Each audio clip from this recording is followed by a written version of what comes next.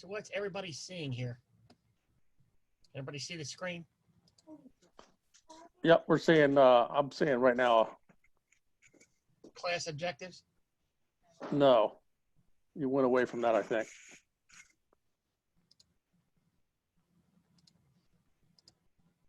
How about now? Okay, you got it now. All right. Well, this is Understanding World War II. And just an announcement, we're going to split this into 3, and I think the last one's going to be on Tuesday. I think Bobby's going to Tuesday, almost 2 weeks from today, just because there's so much to cover. And I was toying with that, and if y'all can't make it, I'll record it, and then we'll post it. If you can, it's great. If you can't, I'll record it and post it on Facebook, just like the other class. Kind of what we want to do with this is get into the minds of those who lived it. It's similar to the last one. When we look at history backwards, we tend to miss it. We tend to be able to Monday morning quarterback, and it tends to skew our perspective. So when I study history, and most historians, we try to study it and understand it as they lived it, because that's the only way that we can really get into their heads and analyze kind of what decisions they made. So one of the questions we'll ask is, was World War II, and try to answer, was it inevitable? There's a lot of different schools of thought. We'll go over that. I'm going to say at the end of World War I, it probably was not inevitable, but certain circumstances led to the war taking place.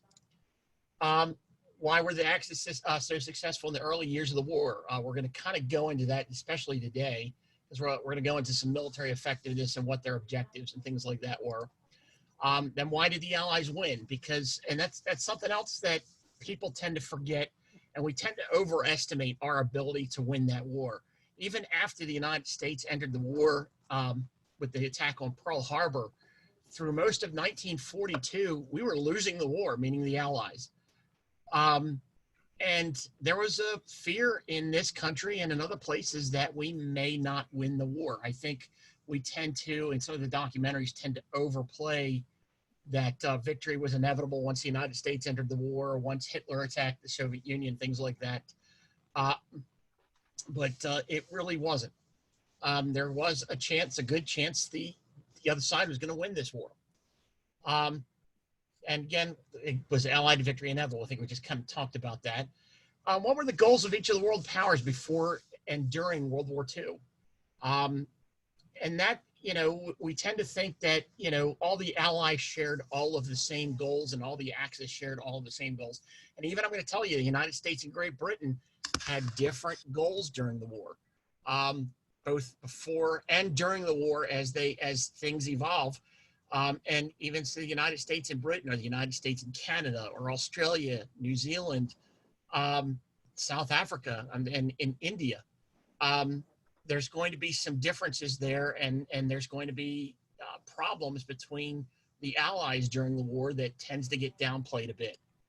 The other question is, why did the Holocaust occur? And we'll answer that today. Talk a little bit about the Holocaust, because that, again, is a big part of World War II. But there were specific reasons why that occurred that I don't think people understand how it occurred, as opposed to the way it happened. Particularly when we get into what's the difference between a concentration camp and an extermination camp, and there is a difference between the two. So we'll get into that. But who's all here? You just want to let me know who's here. Well, I know Bob. I know my cousin Bob's here. JJF, I think it's my friend Jim. I sent him a link. Okay, cool. You should probably tell him you teach history. Yeah, I'm a history professor, and it looks like I'll be doing online teaching in the summer now, since the college that I teach at is now going to be not. I just got the email. Is going to be doing online teaching for the summer there because of this COVID virus. So I'm working on this too. So online will be a new thing for me. So we'll see how that goes. How we're going to look at this is chronological order, the causes of World War II, the war, Allied triumph. Before the war to 39, and I think it's really important that we understand the rise of, say, the Nazi Party and how that took place. Axis Success, 1939 to 42. That's probably going to be next week's class. Part of that we'll get to today, hopefully. Allied Victory, 43 to 45. Again, analyze the war on the macro level, which is strategic above, and then we'll get into occasional operational tactical level. Like one of the things we'll get into the Battle of France. We're not going to go into every campaign in detail because this class would be, several semesters long. We're going to study the technology of the war during the period because that is going to have an impact, and the politics of the war as well. When we look at the origins of the war, this is the world in 1914. And if you notice some of these shaded areas here, and you're probably wondering why I'm going back to 1914, because aspects of why some of these nations wanted to go to the war even in 1939 you're gonna see their appearance not just in 1914, but even into the 1800s, the 19th century. These blue areas. Oh, we got Joshua coming in. Hey, Josh, can you hear me?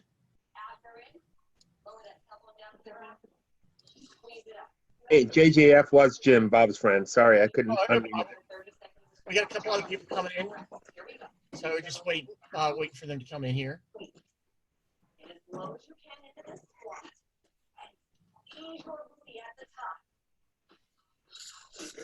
So, Joshua, you in? Yeah, I'm here.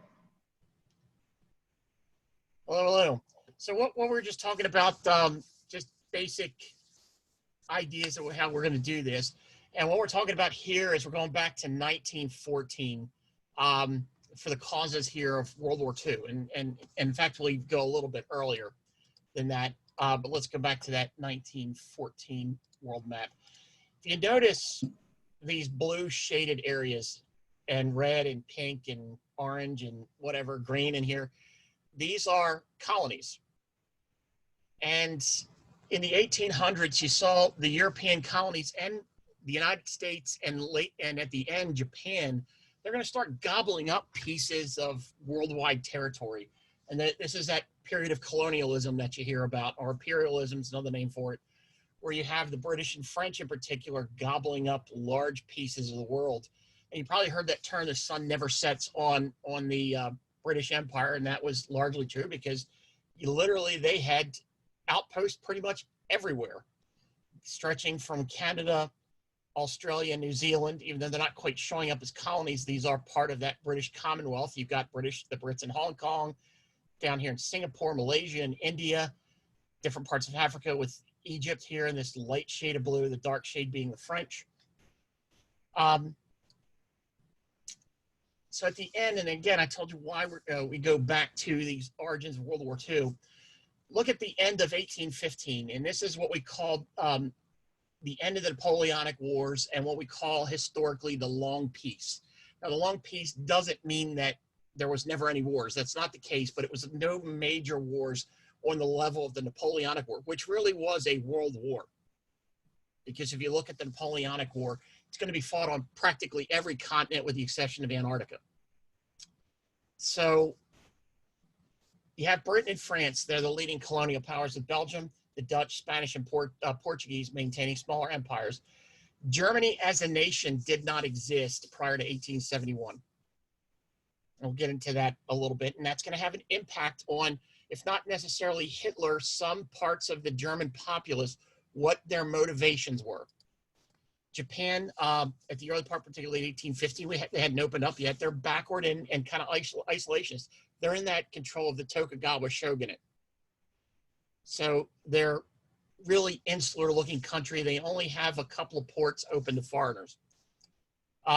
Italy, like Germany, did not exist. Now, I'm saying Italy as a nation. Now, obviously, it's split up into multiple different states.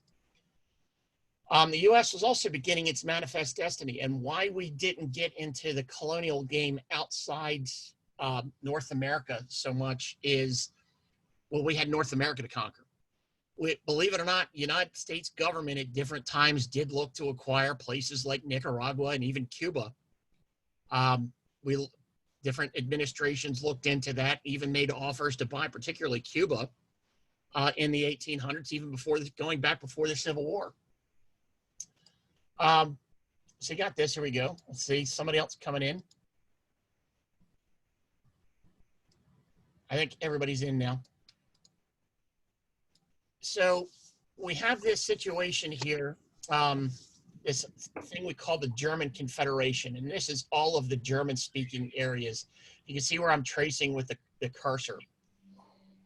It's not a nation state yet, but it was the replacement of what we used to call the Holy Roman Empire, which was basically almost the same exact borders here, controlling all the German-speaking areas under some type of more of a customs union, like an early version of the EU in a way, not quite as European-wide, but particularly German-focused. And here we have Italy here, how they were kind of split up here. And why all of this is important is particularly when we get to the realm of colonies, because Germany and Italy are going to be late to the game. They're going to put forth this argument. And again, I'm going to put forth arguments and give you the perspectives of these countries, the Axis countries. I'm not saying I agree with you. I'm just going to give you their perspective. But they have a point in this. If when you go to, particularly to Britain and France, okay, we're a later country. Why can't we join in the colonialism game of you and what you and Britain, particularly France and Britain, are doing? They're going to be the perspective. And then Japan is also going to enter that when Japan starts opening up to the world. Couple of things happened during the war. We're not going to go into a lot of detail, but you have Prussia, Austria, Denmark, and France are going to be fighting for the control of Germany. And let's go to this little big map here, or this map of Germany here. All of these are tiny German states. That's not even all of them. There's actually a couple of them that they call them postage stamps states. Some cases they're as little as a block, like what you see a city block. And this goes back to medieval periods. And in the 1800s, you're going to see at first Prussia going against Denmark, because Denmark controls part of northern Germany here, aligned with Austria. But it's going to be a domination between France, Austria, and Germany is who is going to control the German fate. And what you have is the first major, they're going to kick first Denmark out, meaning Prussia and Austria. And then in 1866, Austria and Prussia go to war. We call it the Austro-Prussian War, 1866. Prussia is going to win this war, and they're going to create something called the North German Confederation, which is going to cover the northern part. And then in 1870, Germany's going to go to war, or Prussia is going to go to war with France, and basically kick the French out of any of their interest in southern Germany, particularly in that Bavaria region, because northern Germany tends to be Protestant, southern Germany tends to be Catholic. And that was one of the obstacles that was keeping German unification from happening. In Germany in the 1800s, there was this Irredentist movement, as they call it. And the movement was between what they call Kleine Deutschland or Grosse Deutschland. And Kleine Deutschland is the one that winds up getting adopted. Is basically a Prussian, Berlin-dominated Germany kicking out Austria. Grosse Deutschland is including the German-speaking areas of Austria, the Austrian Empire.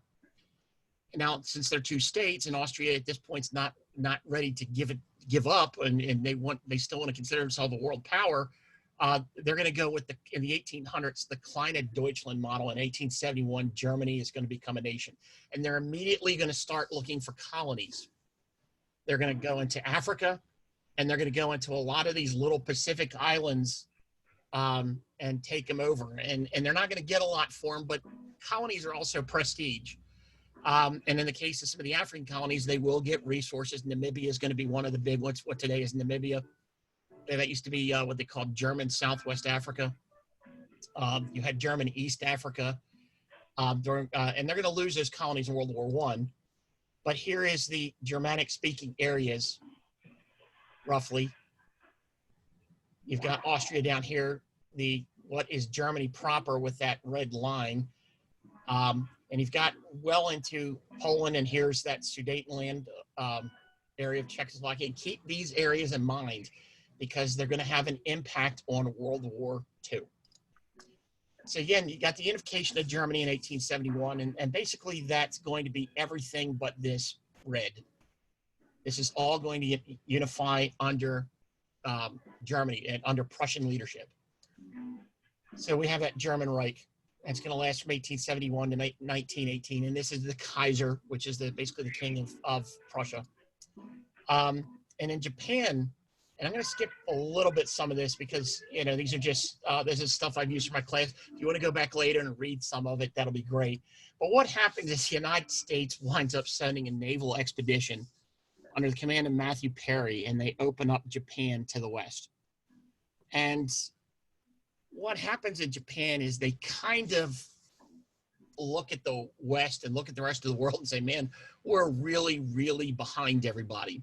And they begin a crash program of modernizing on the European model. And depending on what industry, they're going to look to the United States, they're going to look to Britain, France, and Germany, those four in particular in different areas, as to how they're going to model the country. But they look at themselves as equal to Europe. And what they want to do is basically take their position as a major power. And they're going to go from a country that's almost living as a 1600 country, like of 1600 technology. And I'm going to say this, I don't want to overplay this. It's not that they weren't aware of things happening. What Japan is looking at is the Tokugawa shogunate did not like European influence on Japanese culture. So when you have Japan, there's always going to be these competing viewpoints. They want to modernize, but they want to do it on their terms and maintain their specific type of culture. And that's going to be a problem that they're going to run into even up through World War I. But you're going to see that big, you know, we want to modernize, but we want our own culture behind this. But we also look at themselves as being equal to Europe, especially in colonies. So they're going to wage aggressive war first against China in the 1890s. They call it the First Sino-Japanese War, and then 1904, 1905, the Russo-Japanese War, and they're going to acquire some territories in particularly Korea. Parts get interest in China and parts of what's now Manchuria, which is part of China. They're going to get acquisition to that, and some islands from the Chinese. Taiwan will be part of Japan.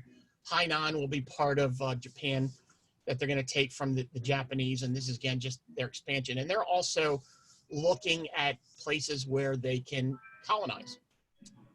So Japan in the early 1900s looking to countries to ally with. And they decide at that time that Russia is their potential big enemy, or Germany could be a potential enemy. And the reason they're looking at Germany is because of the German colonies in China and in the Pacific. So they're going to ally themselves in 1902. And Japan is going to be an ally of ours when we enter the war in World War I, interestingly, even though we're kind of looking at them with suspicion. And they're looking at us as a potential enemy as well. So you see this world 1800 here. Let's go back to... This is what the world looks like in 1800. This is what it looks like, and you see who the colonizers are by 1900. So you've got, again, all these different nations. Africa is almost completely colonized, and by 1930 it will, when the Italians invade Ethiopia, or Abyssinia is what it was called at the time. And so this again will have a major impact on attitudes towards World War II. So you have Japan, Germany, and Italy, and even Italy is going to get into the colonization game. They're going to first fight a war against Turkey, which they're going to take Rhodes, and then they're also going to get parts of Libya and Italian East Africa, which is Somaliland.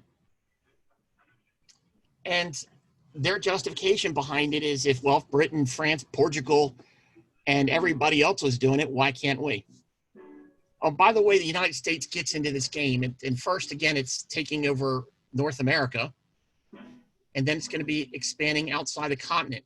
We're going to fight a war against Spain in 1898 called the Spanish-American War, and we're going to acquire Puerto Rico, the Philippines, Guam, Wake Island out of that, and we're going to bring Cuba under our sphere of influence. We're not going to get them, but we're going to have effectively economic and diplomatic control of Cuba. Well, until Fidel Castro takes over. So even though it's not technically an American colony, it really is in a lot of ways, but particularly economically and diplomatically, Cuba is not going to do anything that goes against American interest. And it's interestingly, an American comes up with some of this idea of colonization, and he's looking at this. And a gentleman by the name of Alfred Thayer Mahan is going to write a book called "The Influence of Sea Power Upon History," 1660 to 1805. And that's going to be a profound, it's what they call in geopolitics, Mahanian politics. And one of the things that he advocates for the United States is a large Navy. And in the 1870s, 1880s, the United States Navy is pretty small. It was actually pretty large, one of the largest at the end of the Civil War, but because of budgetary reasons, they dropped down. But what are navies for? Does anybody know? What do you use them for? And what is Mahan? Has anybody ever heard of Mahan? Or Mahan, as it's sometimes pronounced. Well, you use them to protect your commerce. You use them to, and what Mahan is arguing is free trade, control of the seas, but you need colonies to help with this. And so the United States is going to get into this colonial game as well. So you're going to see by the 1900s, the United States is also entering into that colonial period. And again, we're going to seize the Hawaiian Islands and different things that we get as we expand across the Pacific. And who would consider that a threat? Even though we're going to be allies with them in World War I, Japan looks at that as a big threat to their interest. So you can see, even in the 1800s, the seeds and early 1900s, the seeds of tension between the United States and Japan, because we're expanding this way. And we also oppose the colonialism in China because we wanted part of that piece of that economic action in China. So you see China is playing a big role even in politics, American politics in the late 1800s and early 1900s. So we're looking to expand as well. And the Japanese look at that as a threat. And again, when they expand, their excuse for that is going to be, well, you guys are doing it, why can't we? You've got your piece of the pie, we're going to get our piece of the pie. And that's going to be their justification, meaning Japan, Germany, and Italy. So again, we kind of talked about this. Then Britain and France react by generally, with the exception of Japan, allying against Germany, Italy, and Austria. And they're going to fight that little thing called World War I. And Germany, Austria, Hungary, the Ottoman Empire, these guys lose. Now, Italy is going to be in a weird position. They're going to start as allies of these two, but they're going to switch over to here. And the reason they switch is they were promised Austro-Hungarian territory. And if we go back to this map here, one of the biggest obstacles to Italian unification was Austria.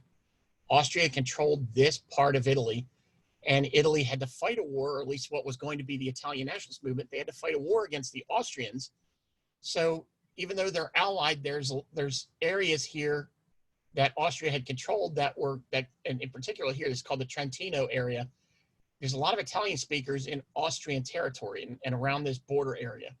And the Allies promised Italy that World War I, so that's why they switch over to the Allies as opposed to being part of the Triple Alliance. So again, it's you see this nationalistic movement here. Yes. What's that? I don't have the chat feature. Oh, okay. My wife is reminding us that there's a chat feature if you want to use that too. Or you can use the voice, doesn't matter.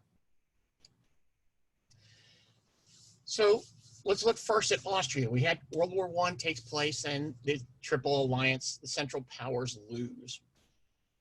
But one of the problems that comes out of this is what was the remnants of the Austria-Hungary, that Austrian Empire. This is the rough nationalistic map of who's where. That red area, this is German speaking. You see, you got chunks of German speaking territories here. Now, in the 1800s, the Hungarians were a big enough minority that they became basically imperial nationalists with Austria, and that's where you got the name Austria-Hungary. But you have all these others. You've got Slovaks, you've got Czechs, you've got Serbs, Bosnians, Croatians down here. You've got Hungarians, there's Poles, Ukrainians. It's going to be a big mess. So keep this in mind, particularly this area and this area here, when we get to World War II. And this is what the national boundaries look like at the end of World War I. You saw down territorial expansion. Italy expands at Austria's expense.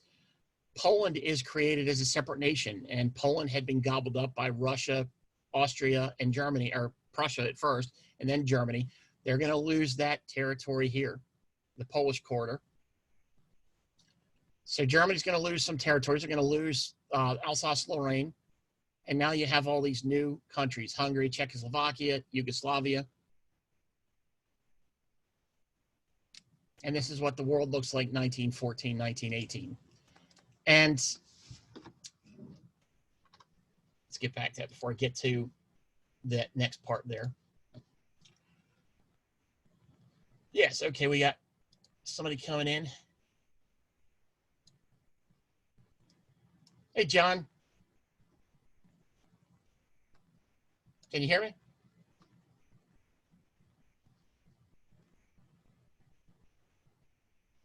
Can everybody hear me? Yeah, I can hear you. Okay, cool. All right, so this is where we left off. Let's get back to that, and let me get this off the screen. Is everybody still seeing the PowerPoint?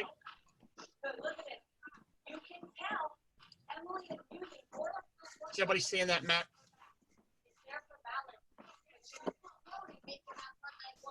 Okay. So that's what the world situation looked like at the end of World War I.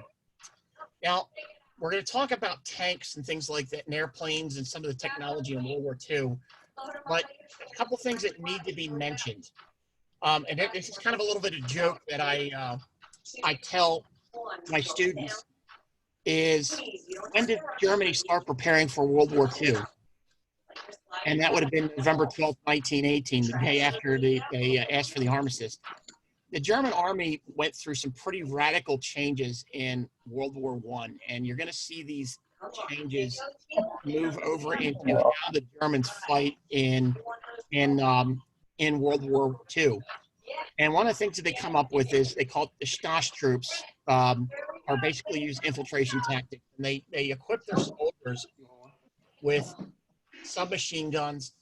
And the other thing that the Germans look at is they viewed that their rifle cartridge was too large. They found that most infantry firefights were well within a couple of hundred yards and not the 1,000 yards that some of these rifle cartridges could handle. So they come up with different tactics on that. We're going to examine a little bit later, but that's a big thing that takes place. The other thing that comes out of this that should get more attention is the improvements in artillery that the Germans make during World War I. And the guy that comes up with this is this gentleman here. He's Georg Bruckmüller. And he comes up with time on target, creeping barrage, and we'll investigate some of that a little bit later today and in the next two lectures after this. But this is gonna explain why the Germans are more successful. It's not just their tanks, their infantry and artillery, at least in the early part of the war, is better than what they're fighting against. So we have this Treaty of Versailles, and I'm not going to go through all the things, but World War I is blamed on Germany. They're limited to an army of 100,000 troops. They don't allow conscription, and then every enlisted man has to enlist for 12 years. Officers have to stay in for 25. Now, what this does do is it allows Germany to keep the cream of the crop in their army. And, but it does, what the idea behind it is, instead of having the conscription, because in Germany, every person, if you were physically able, you served at least part-time, you went into service for 2 years, and then you went on to the militia or the reserves. You had different categories of reserves, and what that did was it allowed Germany and all the other countries, with the exception of Britain until they go to the draft in 1916, it allows them to train a large power of military-trained manpower. And the idea behind Versailles was going to limit that. They wanted to limit the size of the military and stop that. Now, the problem with that is, and they understood this, is that for years, Germany was going to have, because of the World War I, they were going to have a large amount of trained military-age manpower. And we're going to talk a little bit about this because that literally will have an impact on World War II as well. But Germany comes home. Germany's blamed for World War I. They lose territory. But a lot of people don't know that Germany comes back, and there's literally a civil war inside Germany. And the Versailles Treaty, no matter what political party you are, is extremely unpopular. Where did the German army, when they entered the armistice, where was most of the German army? I'm going to say this, we did not invade Germany. When the war ended, most of the German army was still in France and Belgium. And even though the blockade had a major impact on the German populace,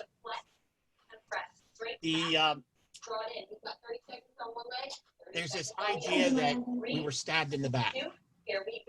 And unfortunately, and it just by matter of circumstance, the people that wind up signing that Treaty of Versailles are all from the Social Democrat or the political left, and almost every single one of them is Jewish.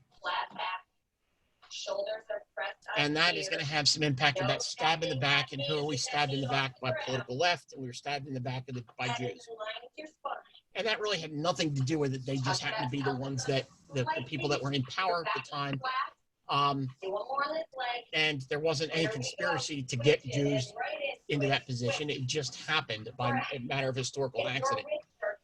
But you have this situation of civil war. We're going to get into that a little bit. But you also have conditions with Japan is starting to look at the U.S. as its principal enemy. The alliance with Britain is going to expire, and neither one are going to really continue that after World War I. And Japan is starting to look at primarily the United States and the Soviet Union as its two principal enemies, with Britain being a third potential enemy.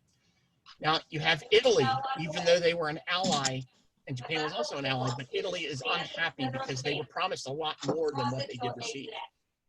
And there's a lot of social unrest in Italy over this, and wound up getting Benito Mussolini in power.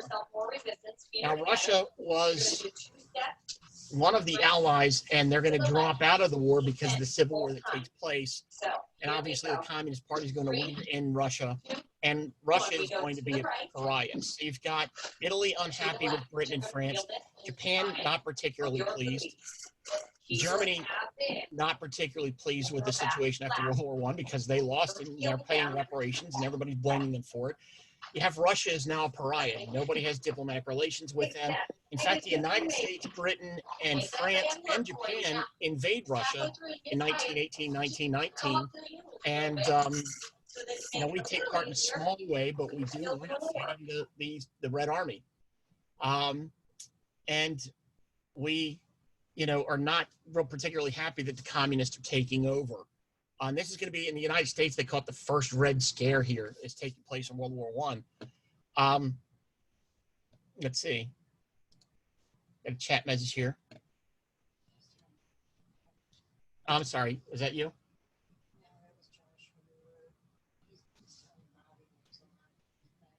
Oh, okay. Okay. Can you handle the chat when you see that and just let me know? So I can continue. Thanks. So, and you've got Great Britain and France are exhausted by the war. Britain and France will both lose more people in World War I than they will in World War II, and this will have a profound impact on their reluctance to take on Germany, Italy, and Japan, as we're going to see. Only the United States comes out of the war stronger. And that's not going to last for a long time, but it will throughout the 1920s. And here's the territories lost. Now, the Saarland here is going to go back to Germany, but for a while it was mandated by what's something called the League of Nations. You've got Danzig up here. This is lost to Lithuania. These territories are lost to Poland. This part to Czechoslovakia, this part to Poland as well. This is Alsace-Lorraine in France. Belgium gets this tiny chunk here, and Denmark gets that part of German territory. This is northern Schleswig. So you get this. Is this the primary reason for World War II? And a lot of historians went too far. Tend to think that because of this, this made World War II inevitable. I'm not one of them. Germany could have continued the way they were. They are going to run into some major problems at the beginning, we're going to see. But it's not necessarily that Hitler is going to come into power. We're going to see how he does. So you've got this civil war in Germany, and it's mostly the left wing. And what I mean by left wing, I'm talking particularly the communist. This is Karl Liebknecht and this is Rosa Luxemburg, and they are two communists that are going to try to lead a revolution in Germany at the end of World War I. And only in Bavaria do the communists take charge. They take charge of the Bavarian state government, and they literally set up a Soviet-style system with, I want to call it concentration camps. What the Communist Party in Bavaria does, and interestingly, Bavaria, by the way, is where the Nazi Party is going to get its start. But what they do for a few months, they literally have re-education camps. There's people that disappear. I mean, it's all kinds of stuff you see, what you're going to see later in the Soviet Union. And it's the something called the Freikorps that we're going to take a look at that's going to end that. So you got this anarchy and violence, November to December 1918. And President Abair, who is part of the Social Democrats, he almost loses power because of this communist fight. Now, what he does is he goes to the Allies and says, look, the German army is not in a position to deal with this. So the Allies allow the creation of what they call Freikorps. And what the Freikorps is basically ex-military, paramilitary groups where the government sort of has control, but not always, as we're going to see. But these are the ones, they're generally right-wing. They put the socialist and communist revolts down with the approval of the Allies, because the Allies, Germany, Britain and France, do not want to see Germany become a Soviet state. So, and many of these guys are later going to join the SA, but let's watch something here.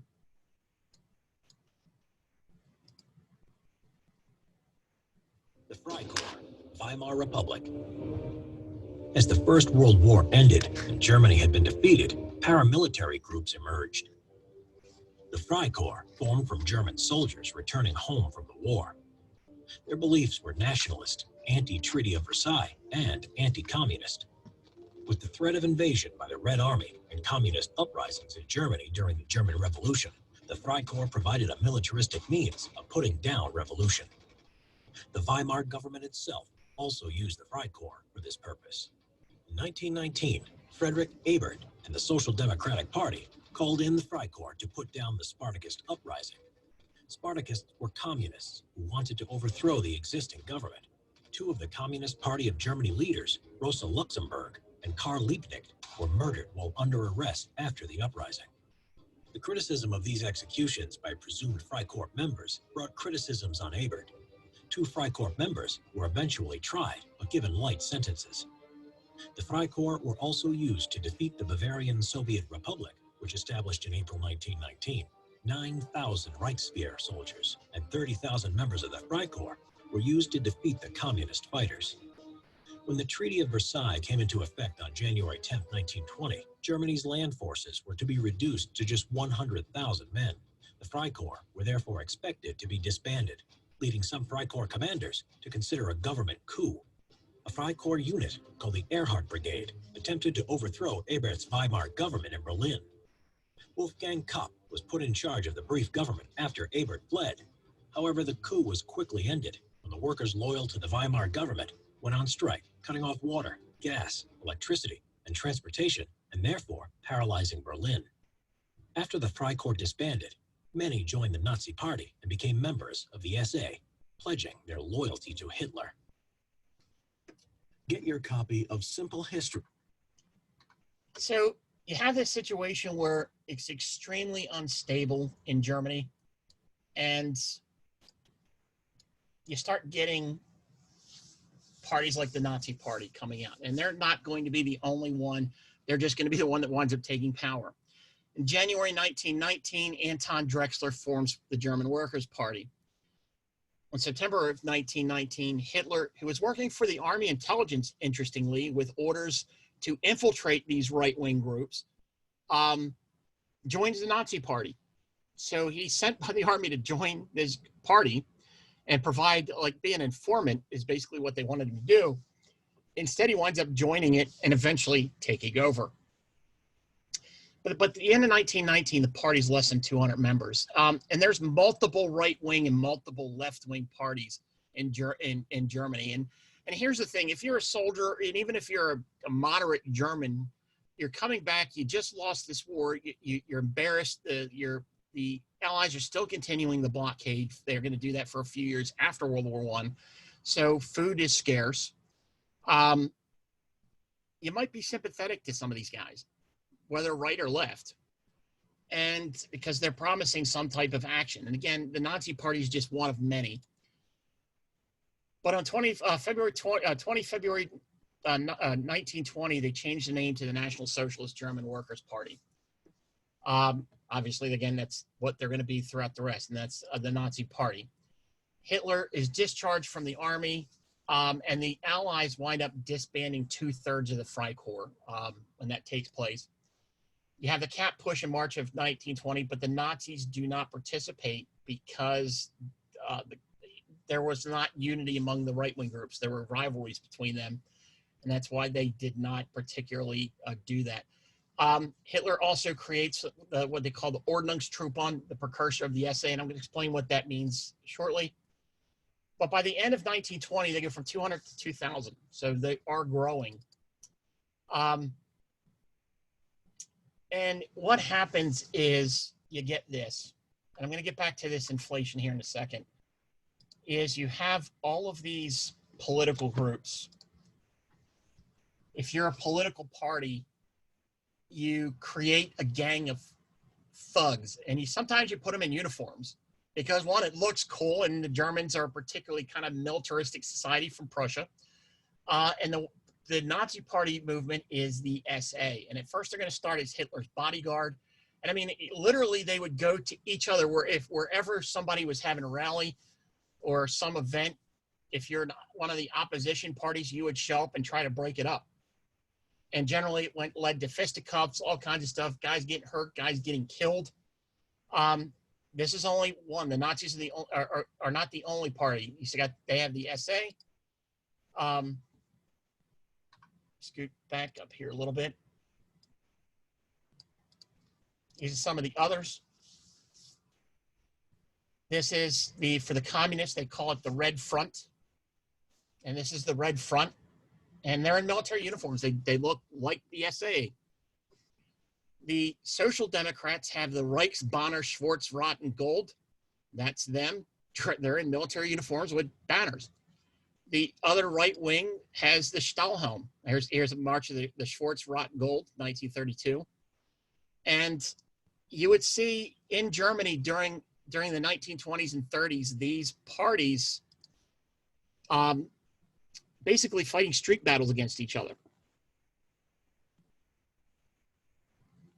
And that would include Hitler. I mean, when you look at some of the meetings he's at, gunfire is exchanged. It gets pretty nasty. So let's take a look at what this might look like. Whoa.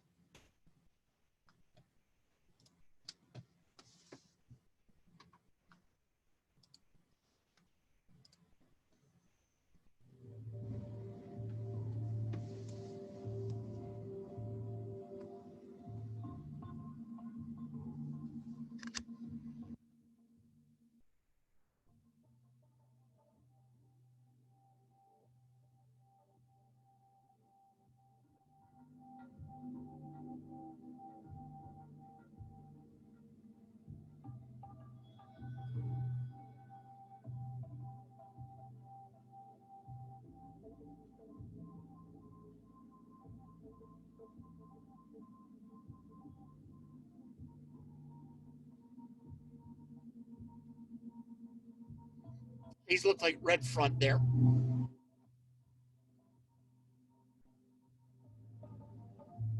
Yeah, that's definitely red front.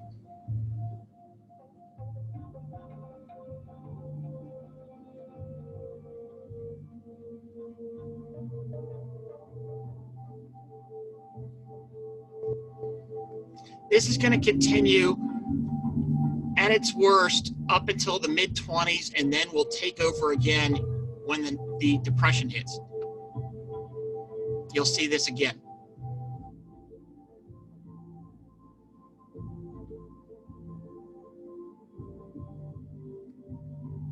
So you have political disorder.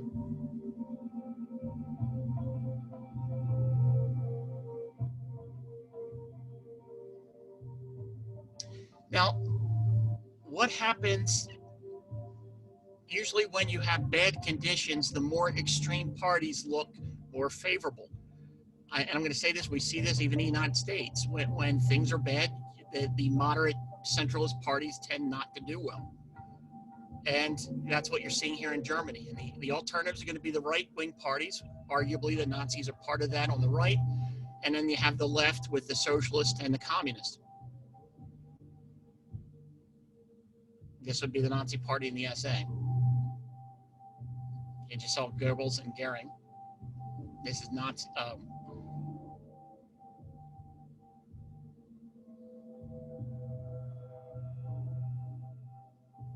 and all of these parties are promising the people different things and something to make their lives better.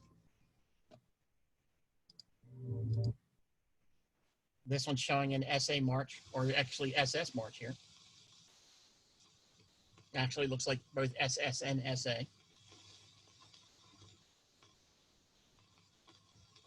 Now what happens is the SA becomes... The SA is going to start off as Hitler's bodyguard, but they're going to expand greatly enough where they can't provide that, and the SS will be created to provide Hitler's immediate bodyguard. And eventually the SS will grow from that. But the problem that Hitler's going to run into is he can't always control the SA as much as he'd like. And as we're going to see, he's going to do something about that.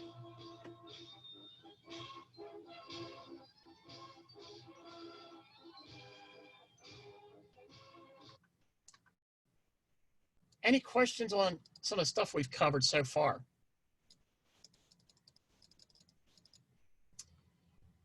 Other issue that's happening in the early 20s, particularly 1922 and 1923, is the rampant inflation. So you've got political disorder and now rampant inflation. And what that means is your life saving it could be wiped out in hours or in a day. If you had, hey, John, Misty, if you had, what's that? That's Rebecca. I'm sorry. Did I say the wrong name? I apologize. Yeah. Misty's not watching.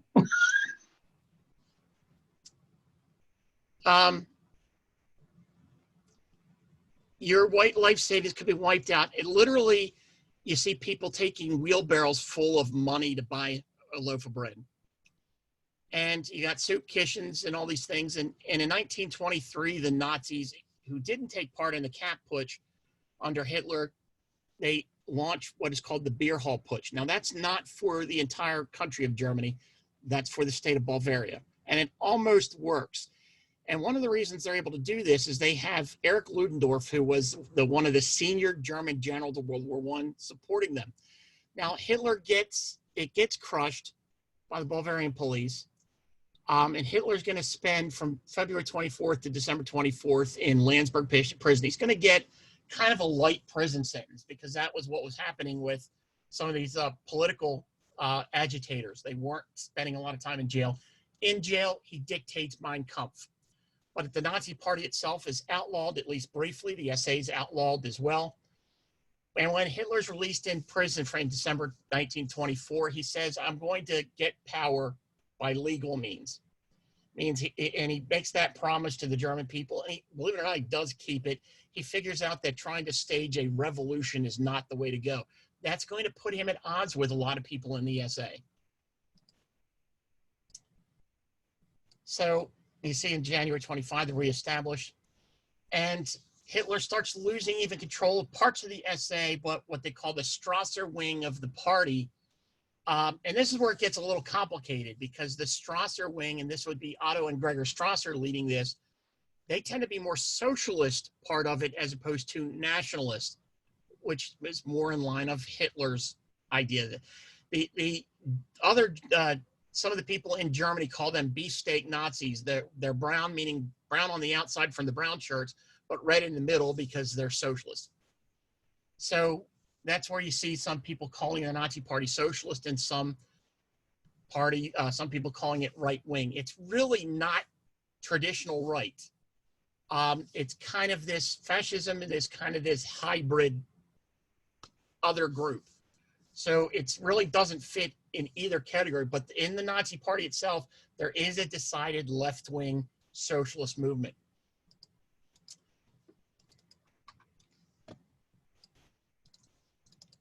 So,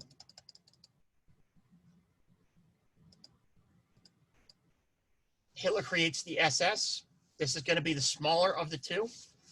And they start off at first in brown shirts, but they're going to have that death's head cap. These are the guys that are going to wind up perpetrating most of the Holocaust. And we'll get to them a little bit later. But they're going to start off as the bodyguard unit for him. Originally part of the SA, they're going to be split off. Very selective in recruitment. These guys tend to be paid where most of the SA are not. The high parts and some parts of the SA are paid, but 99% of the rank and file are not. They're volunteers, or the SS tend to be paid. But from 24, I'm going to say to 33, but at least till the beginning of the Depression at 29, you got the political parties forming the different bands, and we talk again about some of that. But Germany does, the Weimar Republic does economically recover from 25 to 29, and the more extreme parties tend to lose political support, where the more centrist parties tend to gain favor.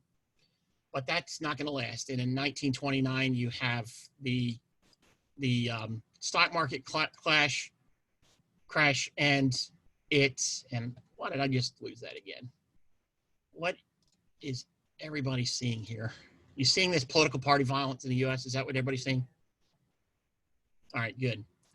One of the things I do bring up is when people say things like that can't happen here, yes, it can. We've had political party violence in the United States at least since the early 1800s. Now, and even in the 1800s, it gets pretty bad. And all my relatives and friends here that are from Baltimore, Baltimore had a reputation in the 1800s as mob town. Baltimore was one of the worst. How many of you have seen the movie Gangs of New York? Yeah. So you saw those street gangs controlling things. And interestingly, in the 1800s, a lot of that violence, political violence, was perpetrated by volunteer firefighters and different organizations, but particularly volunteer firefighters groups like the Plug Uglies. And these were middle class. These weren't necessarily lower class. But the Democratic Party had its gangs. The Whig Party had its. The Know Nothings had its group. And so we do have it. We don't quite have it as organized as Nazi Germany. I'm not quite saying that. but we do have political party violence where each party had their group of thugs and they would go beat up the other, or they would go around making sure that you voted early and voted often and you voted for the right candidate. They'd pick you up, feed you, get you drunk, and again, take you to different polling places and made sure you voted the right way. Great movie, by the way. I saw it. That part, you didn't quite see that, the voter intimidation, but, and I'm going to say it continues to some extent today. I'm going to say particularly the Democrats tend to have a little bit more Republicans tend to be not doing this as much. But, and I'm not saying they don't, and they don't have their groups, but you see this with the, you know, for a while, the trade unions, there's a lot of political violence associated with that. We have a lot more political violence in U.S. history than people want to give us credit for. And again, I'm only saying this because when people say those types of things can't happen here, I'm not saying we're the same as Nazi Germany, because we're not, but we do have it. Every country has political party and political violence to some extent. There's not a country that's immune from it, and neither are we. Italy. I'm not going to spend a lot of time because they tend to be the junior partner, but victory in World War I, they're left with a huge war debt and a lot of political turmoil. And there's going to be this call. This is pictures of the March on Rome, and the Italian Fascist Party takes over. Now, this is weird because Italy is a royal, they have a king.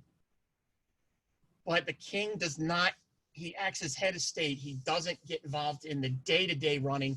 That'll be the prime minister. And that's going to be Mussolini and his junta. And at first, it's not just going to be Mussolini, but it's going to have some other gentlemen with him that are power brokers in the Italian Fascist Party movement. They're going to gain power and stay that way until 1943. In Japan, Japan is going to seize the German possessions, the Caroline Marshalls, part of the Marianas, and the Chinese part of Tsingtao. Tsingtao was a German port, Chinese port, but the Germans had controlled that. And this is not going to only alarm us, but it's going to alarm Australia and New Zealand, which will have, when you look at the way the war functions and we get into World War II, and we're going to see this more next week, you're going to see Australia and New Zealand saying, hey, we got to pay more attention to Japan and not as much to Germany for obvious reasons. So Australia is going to prohibit Japanese from immigrating to their country. That was one of the things that takes place. And the U.S. is going to start looking to increase the size and readiness of its Pacific forces. But they're going to do it on a very light budget. But the United States is starting to see Japan, especially in the Pacific, as its principal enemy. And Japan is particularly the Navy is looking at us that way as well. So arguably we're on a collision course, and we're going to get more into that a little bit later. But they do, after the war, there's a lot of, I'm going to say pacifism. And if you served through World War I don't blame these people. If you had to pick the worst conditions for fighting, World War I, in my opinion, is definitely it. And there was a lot of very pacifistic leanings after the war. And one of the things that they looked at as potential cause of World War I was the arms race, but particularly the naval arms race between Britain, Germany, the United States, France, Italy, Austria, Russia, Japan. And they tend to put some limits to that. And there's two naval treaties. One is the Washington Treaty, 1920, and then you had the London Naval Treaty, 1931. And what that does is it sets limits on capital ship and cruiser armaments. And these are just, again, you don't need to know, but it's the United States and Britain are 5-5. France, Japan is at 3. So US, UK, Japan, France and Italy, 1-7-1-7. So basically, for every 5 battleships the US and UK have, the Japanese can have 3. France and Italy can have 1.75. I'd like to see that 0.75 battleship. But they put tonnage limitations on those things. Eventually, it starts with battleships. It's going to go into carriers and cruisers as well with the later treaties. But it's a limitations treaty, and we're going to try to stay with it, meaning the Western, Japan and Italy, not so much.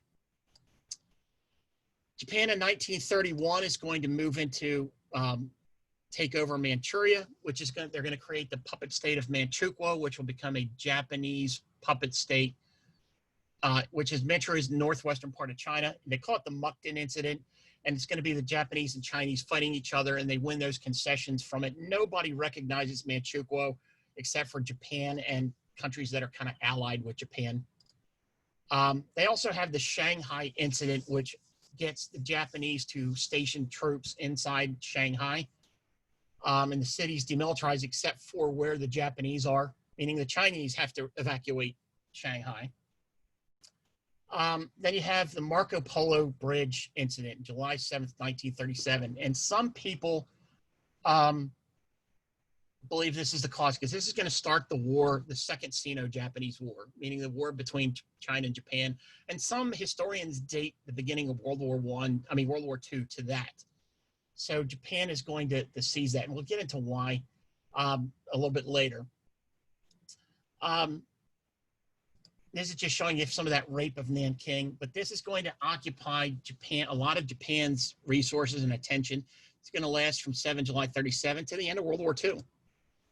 Again, he's showing the rape of the pictures in Nanking, December 1937, March 38. Interestingly, the German ambassador to China, who was in Nanking. Nanking was the capital of China at that point.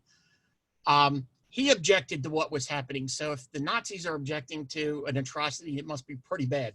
It's kind of a ironic statement there.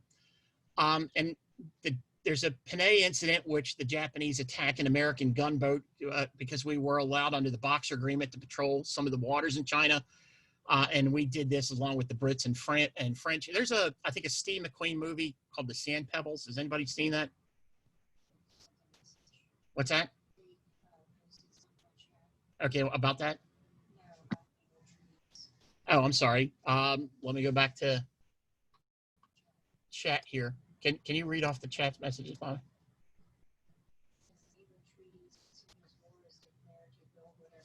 Yeah, well, I'm going to say with the naval treaties, the Japan and Italy were cheating a lot more than Britain and France. I mean, Britain, the United States, and France. Whereas they would underreport the tonnage of their ships, particularly in their cruisers, and that's going to have an effect in the beginning of World War II. The United States is going to build a class of ships, heavy cruisers and light cruisers, treaty cruisers, and they're not going to be able to stand up to some of the Japanese cruisers. But yeah, that's a good comment on that. And here's what Japan wants. Japan is not economically self-sufficient. And even today, they're not. They import their food and most of their natural resources. They're not food self-sufficient. And they weren't food self-sufficient even back then. Now, the geopolitical term for that is we call it autarky. And that's what Japan is trying to establish. And from Japan's perspective, they want their own version of what we call the Monroe Doctrine. But they want it with China and East Asia. So Japan wants to dominate East Asia. And that includes the Philippines. And if it doesn't, as much of China as possibly can, and we're opposing that pretty much. So again, this is going back to why I went to 1800 history. Japan is saying from their perspective, why aren't we allowed to do what you, United States, Britain, and France have done? You have your colonies. Now it's time for us to get our share. And if you're not, we're gonna have some issues. Because Japan is facing the choice, either they are dominant in East Asia or they're second fiddle to the United States. That's the choice Japan faces. And obviously we know what choice they did make.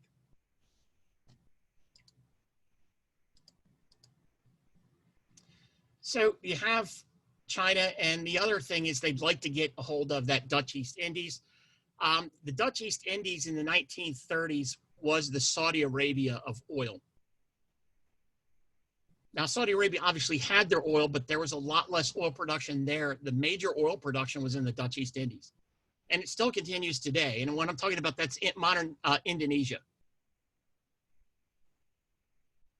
Royal Dutch Shell, so every time you go to Shell, they get some of their gas from Indonesia. but that's where Shell made most of their money. And this is what we're talking about here with the Dutch East Indies down here. And Britain has a small chunk of that here too. And they have this chunk over here in New Guinea. And you can see that the Caroline, this is what we're talking about, what Japan is getting. France has Indochina, which is now Vietnam, Cambodia, and Laos. And then, of course, you have the British in India and Burma and Malaya. So you see from the Japanese perspective, they're kind of hemmed in. And you see where from that, where they might resent that and they might want to consider going to war against the United States, Britain, and the Dutch, and also the Russians as well. So here we go with the Second Sino-Japanese War. Now, at first, they're able to conquer pretty big chunks of the most populated areas of China. The problem is it becomes a war of attrition for them. As early as 1938, they're basically, this is about as much as they're going to get. They'll get a little bit more down in this area here, but what it's going to be is mostly along this kind of line here, and that's about it. And they just, it's taking up too much of their resources, because the Chinese, well, one, the Chinese are going to give them a couple of military defeats, and even if the Chinese are going to lose most of the battles and lose a lot of troops, there's a lot more Chinese than Japanese, and China is really big. And it's wanting, for the Japanese, it's winding up taking more resources for them than they're getting in return from China.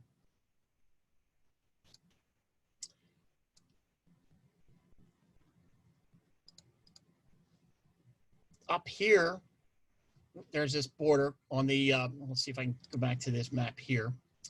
Along this border here, there's some disputed territory between the Soviet Union and China. And in 1938 and 39, the most famous of these battles is Khalkhin Gol.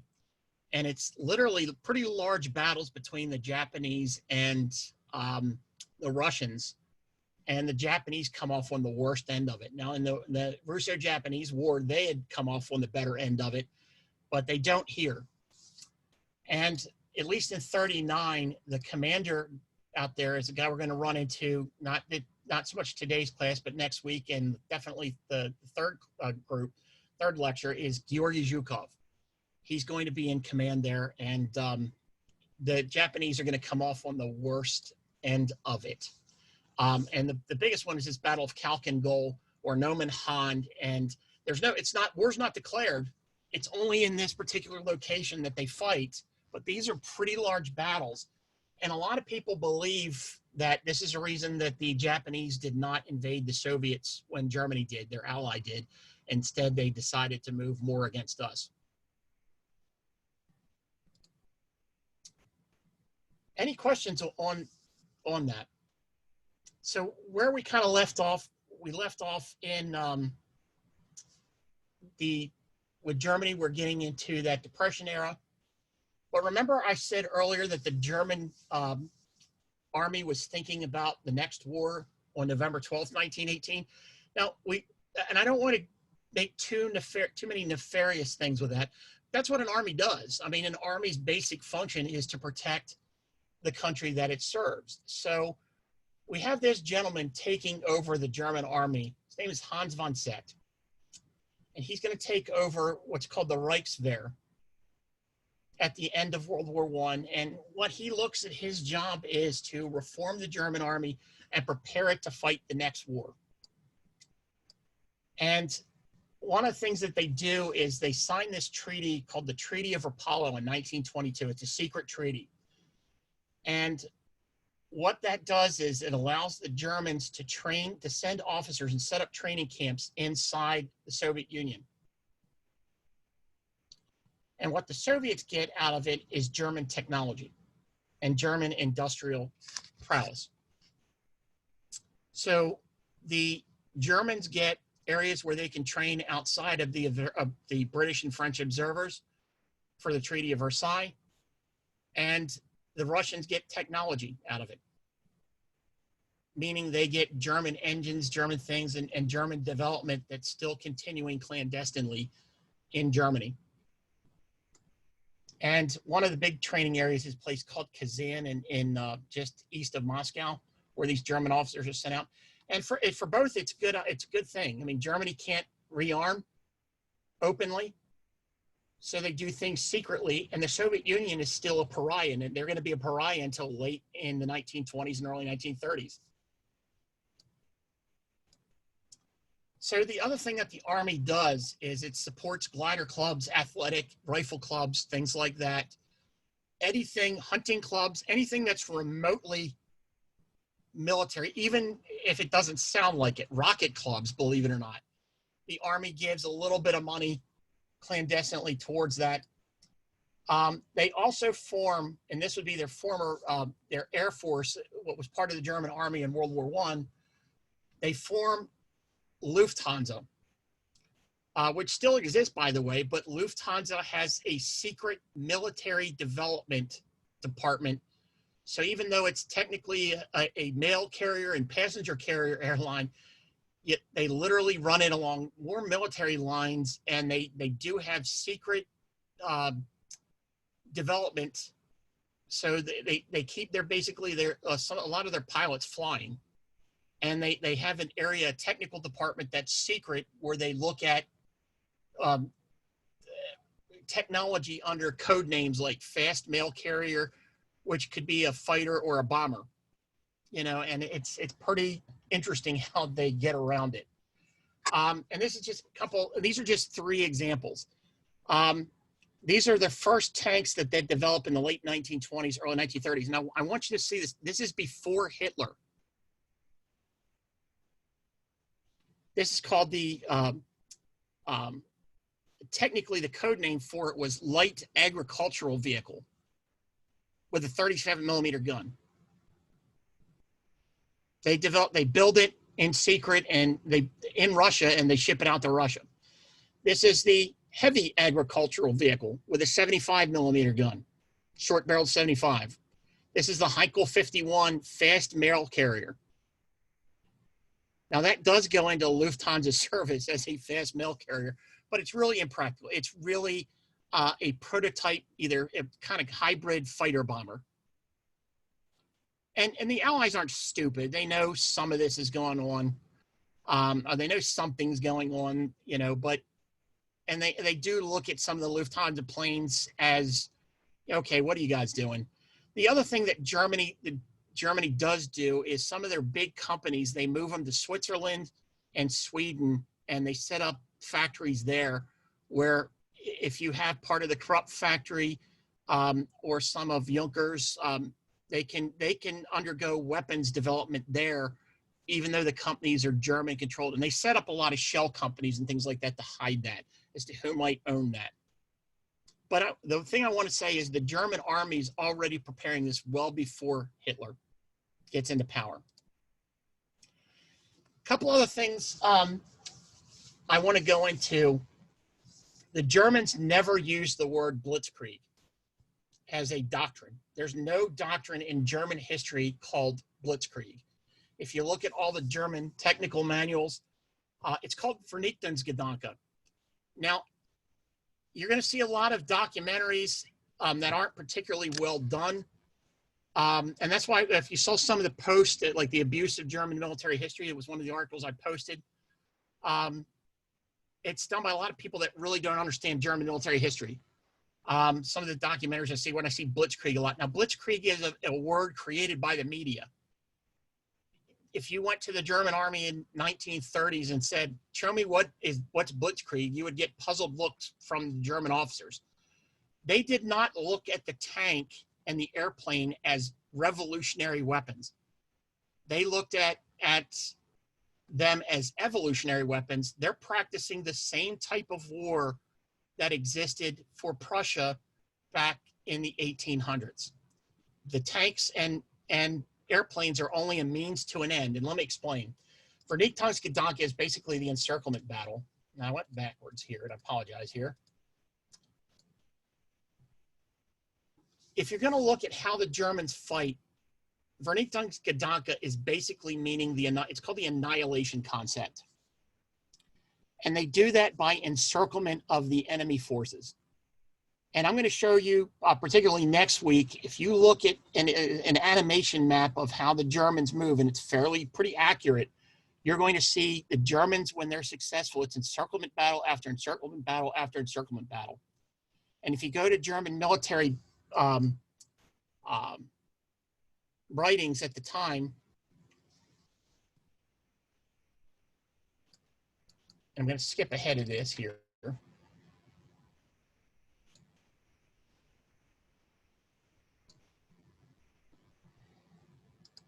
Explain some of this here. We'll get back to this. Sometimes I apologize for doing this, but I want to skip ahead and explain, go with what I'm talking about here. With this, and we can skip this when we get up to it here.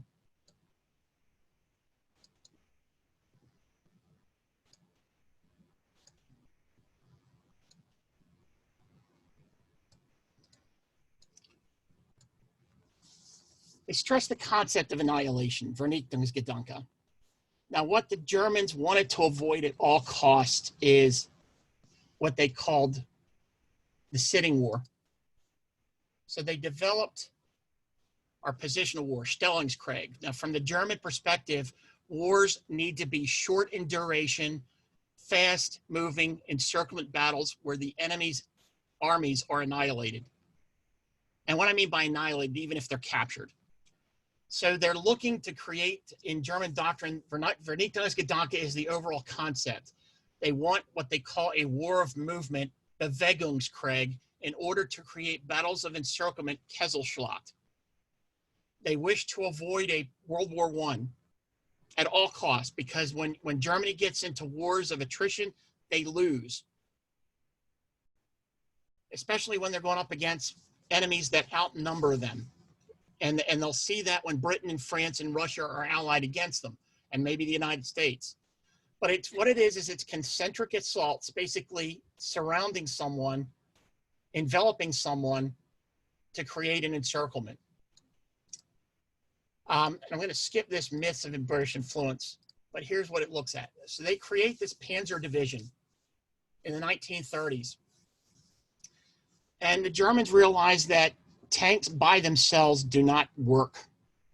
So they create combined arms warfare, which is infantry, engineers, reconnaissance, and artillery to have equal mobility with the tanks. That is the idea. It doesn't always work in practice, and that's limitations of German industry.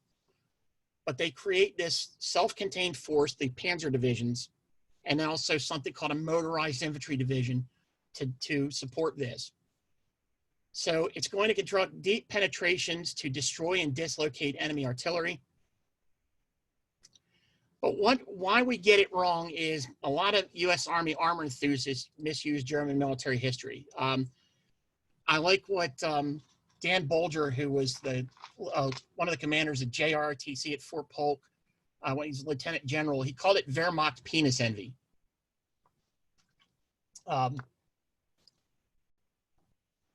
And he said, we have to stop using German history as a storehouse to be looted to justify modern doctrinal concepts. And that's why a lot of people you'll see getting the things wrong. And they use words like Auftrags tactics in ways that the Germans in the 1930s and World War II did not use. And let's move on to this here. Because what they did is the Germans, and this is why they're successful early on, and they're going to be successful even through the end of the war, and why they're going to be the most difficult of the Axis powers to defeat, is they have what they call a loose command arrangement. And what you have is each unit commander has something called intent. Now he could tell his intent is, say, taking the next village, or seizing a bridge next to this village over this river, over any unspecified river. That's his intent. And the nature of that is basically accomplishing that mission, the Aufträge. He leaves it up to the initiative of the junior commanders under him to create a resolution. So what he does is, if he's not the commander on the scene, he leaves it to the commanders on the scene to fix the problem, to create the resolution to the problem. Because they're there, he's not. He comes up with the most basic plan, they're there to enforce it. That's the Entschluss. They were given authority to abandon the task, meaning these subordinate commanders, but they could never abandon the commander's intent. And even if they abandoned what they called the task, is higher HQ had to be informed immediately. And what this means, and I don't want to go too far and confuse people or scare people away, is it's a very loose command, and they train their officers and NCOs extremely well. And they use a lot of small unit initiative. And if the commander, the subordinate commander, does go against the commander's task, he accepts full responsibility for that and the consequences of failure. Now, that doesn't mean he gets shot. Later on in the war, that might happen. No, it doesn't happen that often, or really at all, early in the war. But the system is designed to create very fast, fluid movement. The Germans seem to be, in the early part of the war, making decision practices much faster than the Allies and making the correct decisions. And they're able to adapt to the situations much faster than the British and French army that tend to be more hidebound and on practice, like having to look up what the correct response is in the book. And the book might not pertain to your particular situation. So, and then here's the thing, starting with the Prussian army, but going into the German army, their officer school system is extremely tough.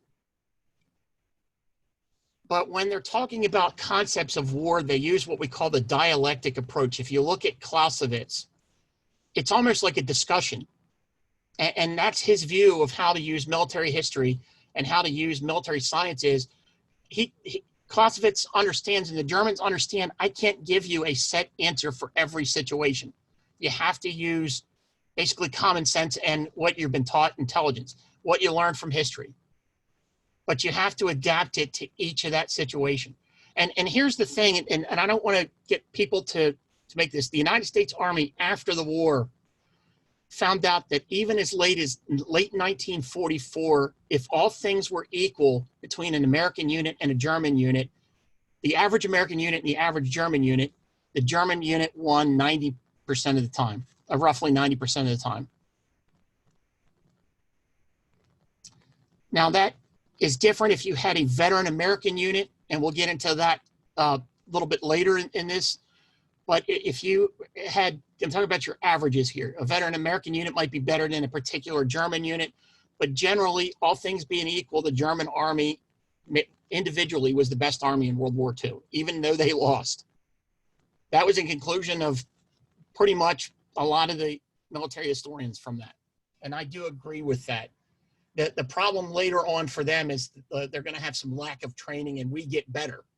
We're getting better and they're getting worse. So, but here's the other thing too, is the German system that creates this is based upon their political and societal cultural factors. Germany is a much more militarized society, and that stems from Prussia than any other country. Now, I don't want to get into this, that the Germans are particularly warlike. That's not particularly true to an extent, I mean, any more than anybody else, but that the Prussian system, the Prussian cultural system was very, very militarized. And that is the system that created this. So you can't duplicate this elsewhere because it's based on that autocratic Prussian model that goes back to Frederick the Great and even before, from the earliest development of the state of Prussia. You also have National Socialism in this as well, because some of the young officers coming up through the education system are going to be indoctrinated in this. We tend to look at, when you look at war movies, as the Germans are, they're almost like robots, and that's not true when you look at how they worked on the battlefield. Any questions on that?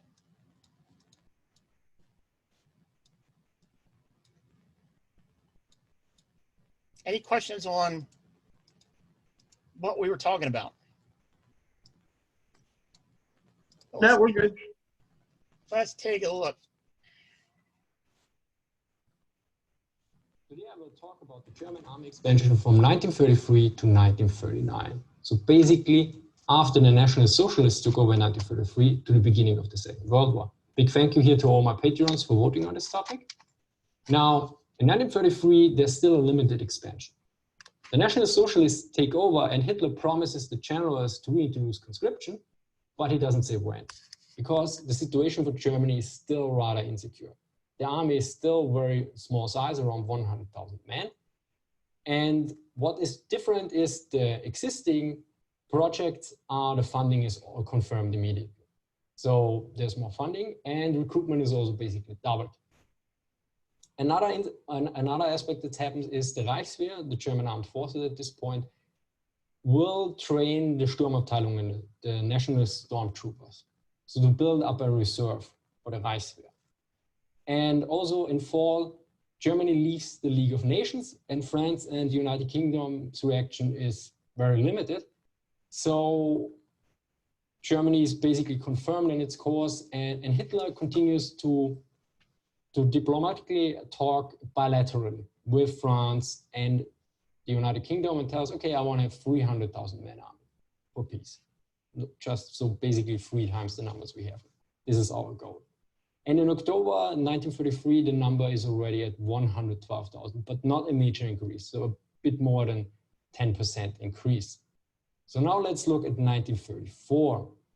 Now, the expansion of the army is driven only by politics, basically. The military is not really happy with this. The German military was always focused on high quality, elite training and everything. And also they are not happy that there's no conscription because you need this. So they basically say we have a permanent mobilization, which is not good to build a lasting, strong army and a high quality army, and it's very expensive. Then another aspect is there are not enough officers. They refer to it basically as a Frühgeburt, as a premature birth, because everything happens too fast. We should also take into account that the Reichswehr was basically complete opposite. In the Reichswehr, nearly nobody was promoted and everybody was basically trained to fill out a role 1 or 2 above him, usually. So who would command a platoon would be trained to be a company or battalion commander, basically. So you had a very small elite force, and now it's completely opposite. It's just let's grow and grow. So of course, then this major shift is not in the sense of the officer corps. Then additionally, the technical officers note, we need to have a concrete plan. We need a very thought out plan over several years for the industry, because the industry plans in years and must allocate resources and capacities. So we need to know what we are building for exactly, which is also a problem. So now we're in winter 1934 and 1935. The Panzer I comes now into production and goes into serious production. And already in 1934, in October, we have now 250,000 men. So more than doubled in 1 year, the number of the men in the army. Now 1935 is very important. In January, there's the Saarland referendum. And 90% vote for the reunification with Germany. And then comes in March 1935, the major change, conscription is reintroduced and the Reichswehr is renamed into Wehrmacht. So this is a major aspect because it also breaks another very important part of the Versailles Treaty. And we have a change in names. At this point, we have about 280,000 men under weapons. And of 189 infantry battalions planned, only 109 are ready. And in total, there are 12 Panthers ready. So as you can see, it's too fast and there's a lack of material everywhere. And basically the Heerespersonalamt, the Army Personnel Office, notes no expansion for 1936. We don't want this anymore because we have a serious lack of officers. And the officer ratio right now is at 1.7%, whereas 3 is considered okay and 7 is the goal.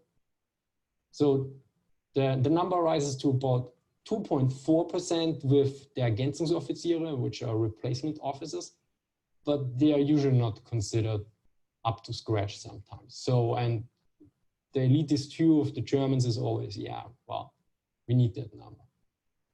And another major problem for the military is that the Rhineland is not remilitarized yet. So basically, around the border to France, there's no military. So in case of a war, the French forces could just march over. So this is a huge strategic problem. And now in October 1935, we already have 400,000 men. So basically 4 times that of 1933, almost. Now 1936 is very important, the remilitarization of the Rhineland.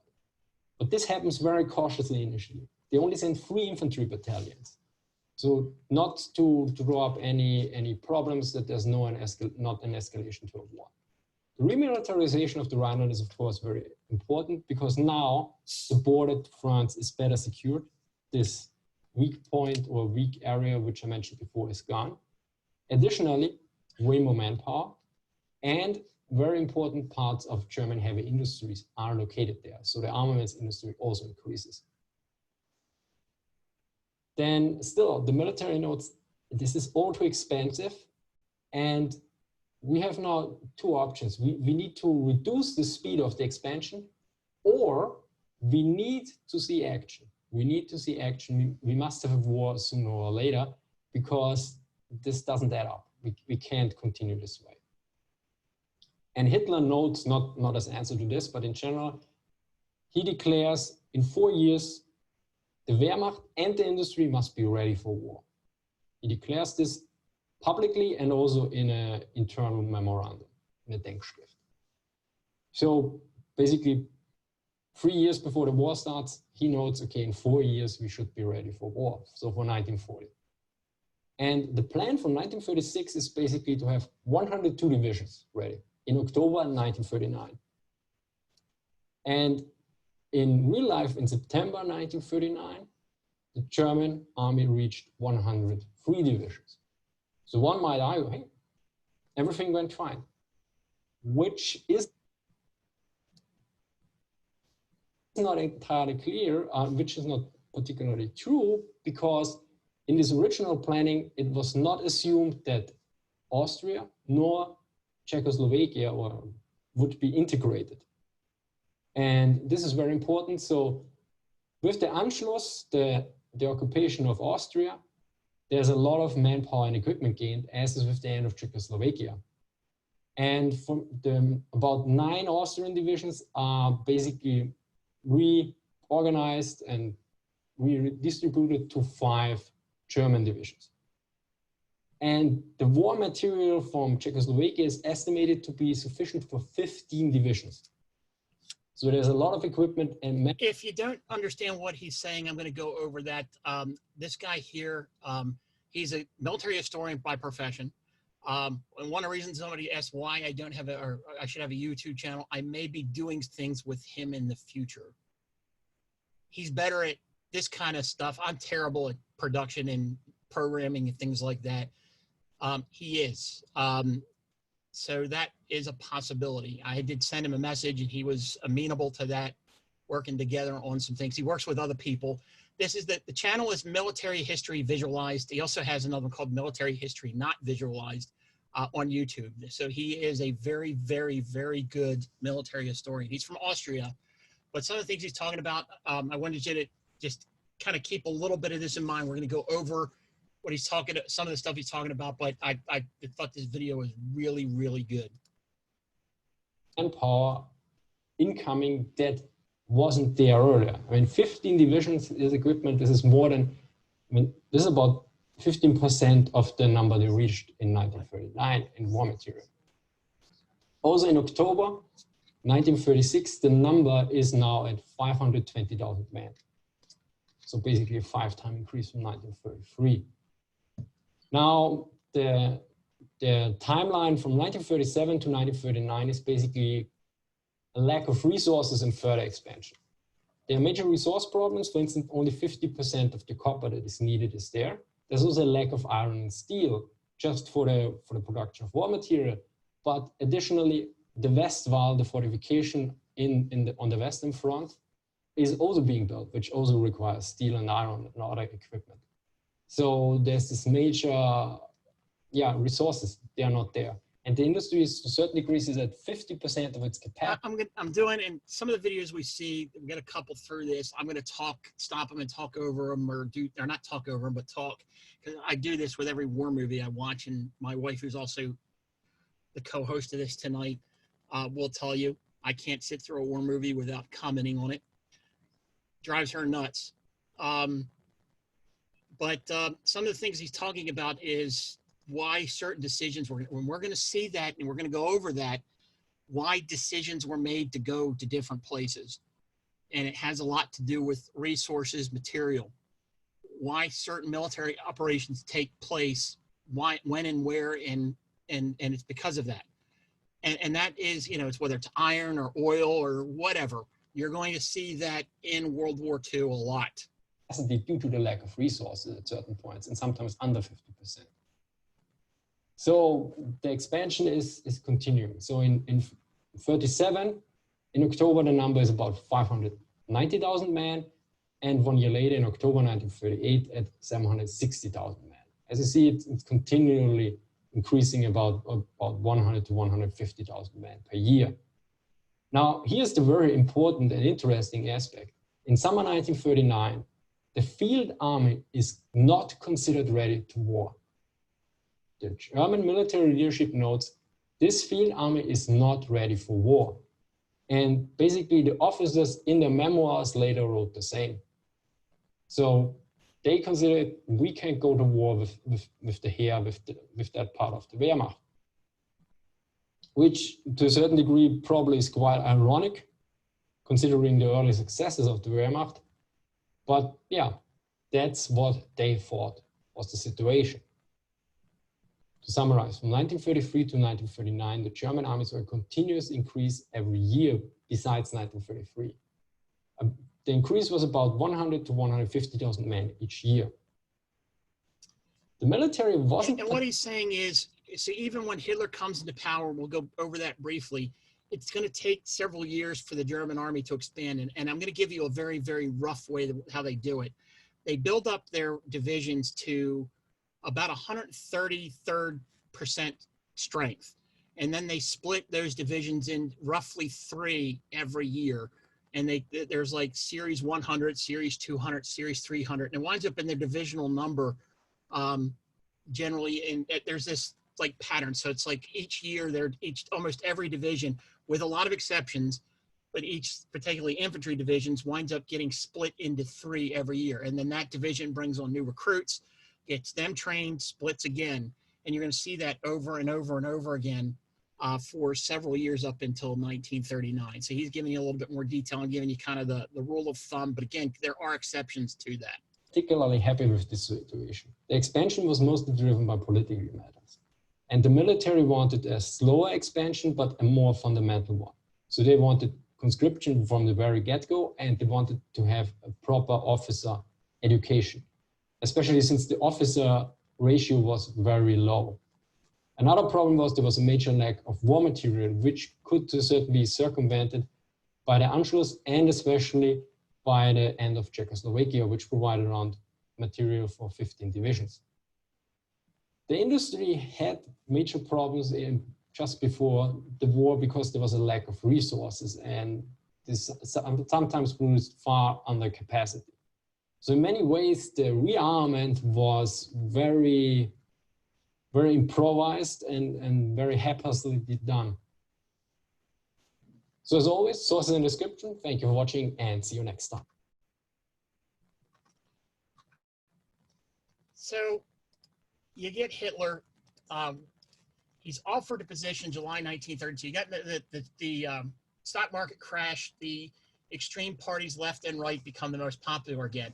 By 1932, the Nazi Party is the biggest party. It's not the majority. It's about 1/3 of the German voters are members of the Nazi Party.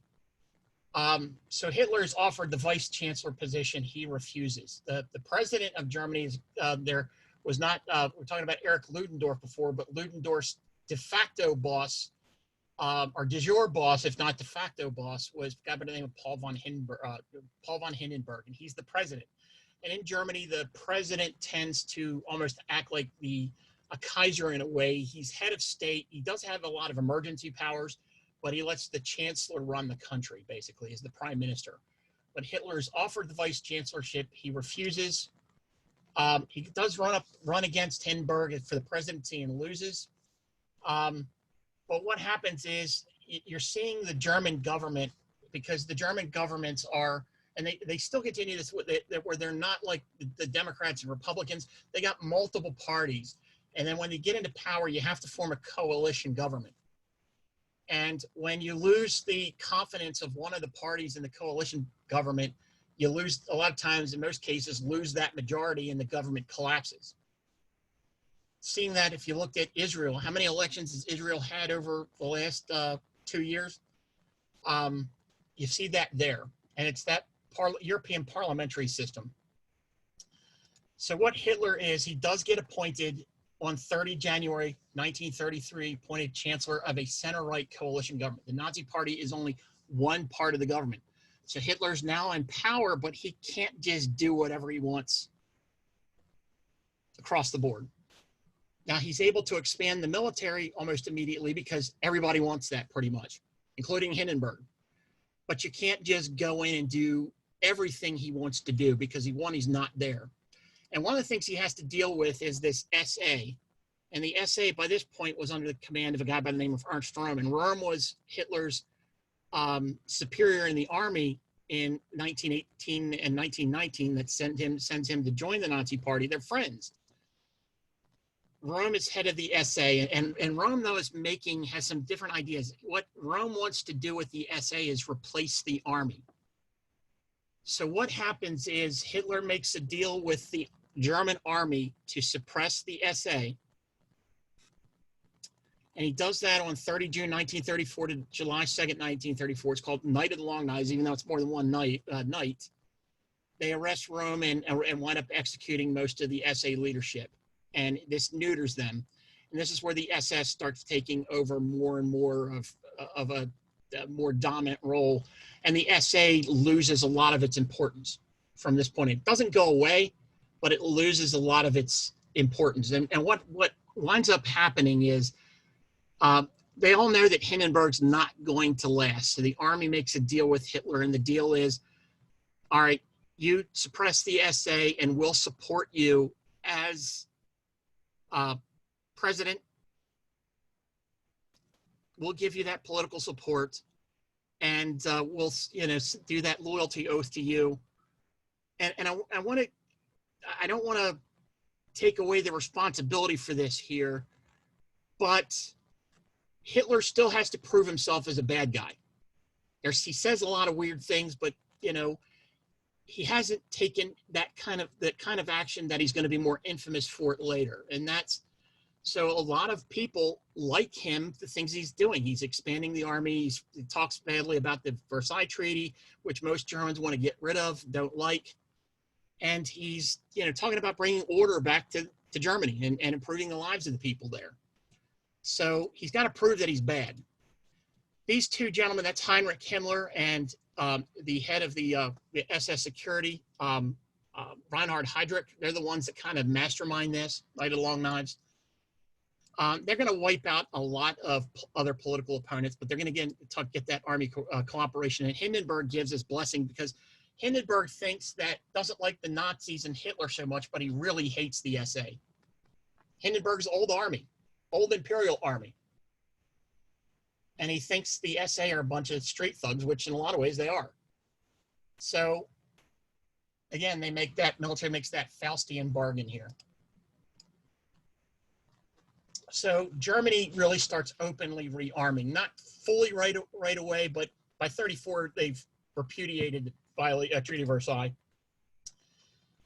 On 2nd August 1934, Hindenburg dies. Hitler combines the office of president, chancellor, becomes sole leader of Germany. They sign with Britain because Hitler's doing two things. He's rearming, but he's also saying, look, I'm a veteran of World War I.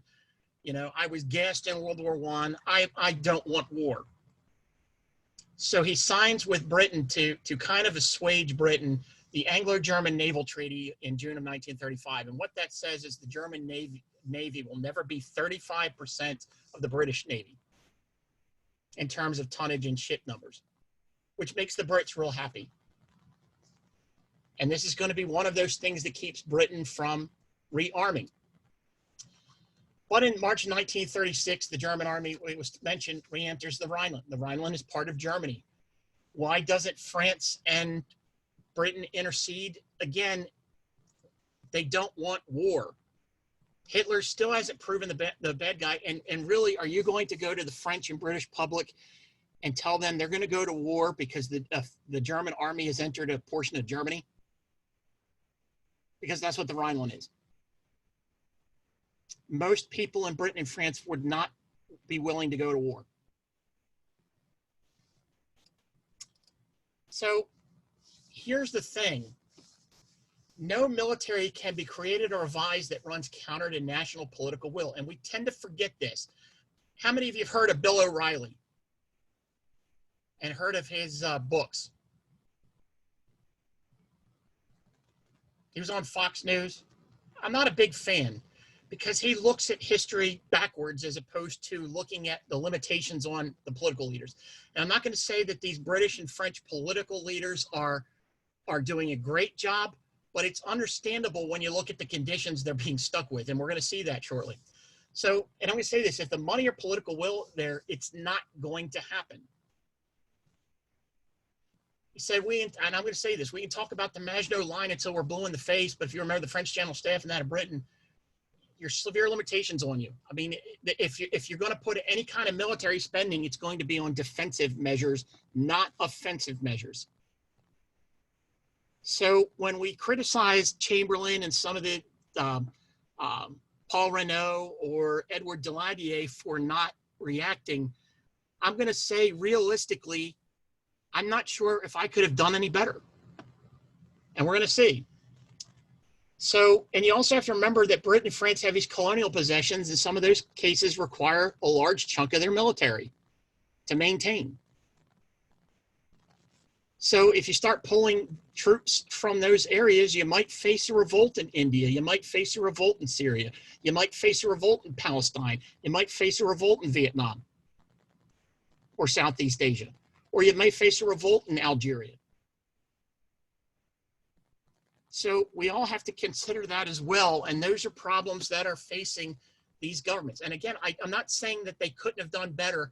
I'm saying we should give them a little bit more slack. So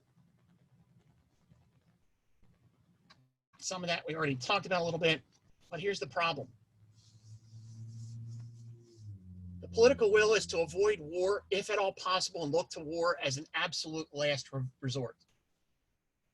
Now, unlike Germany, Britain, and France, if they go to war, they want to fight a longer war of attrition, but they want the other side to lose more men than they do.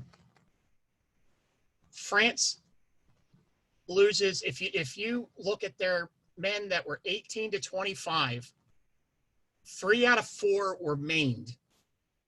And if you were 18 to 25 in 1918 in that group, 3 out of 4, you were either wounded once or you're dead. Or you're emotionally scarred.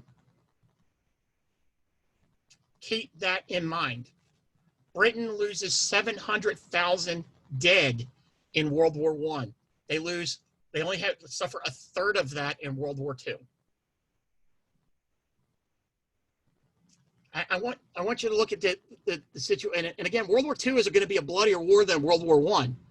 But Britain and France are very, very casualty averse, kind of like we are today. And for good reason. You have to explain to your populace why you're sending their sons and husbands to go fight a war somewhere. And in 1935 or 36, the will is not there to stop Germany from re-entering the Rhineland. So, and here's the problem I get with some of these other people is they tend to forget that war is chaotic and unpredictable. I keep hearing from a lot of people, you know, especially on Facebook, and this is what drives me nuts on Facebook as a military historian and as a veteran, things like that. People, they look at war as almost it's being predictable. Like, if we go to war with such and such country, it's going to be a cakewalk. We got all this technology. No, you don't. You never know, or you might have the technology, but that technology could be absolutely irrelevant. And that war is never a mathematical certainty. We lost in Vietnam. The British Army lost in the American Revolution. If I would have been on the betting side, I would have bet on the British Army and I would have bet on us in Vietnam, and I would have lost.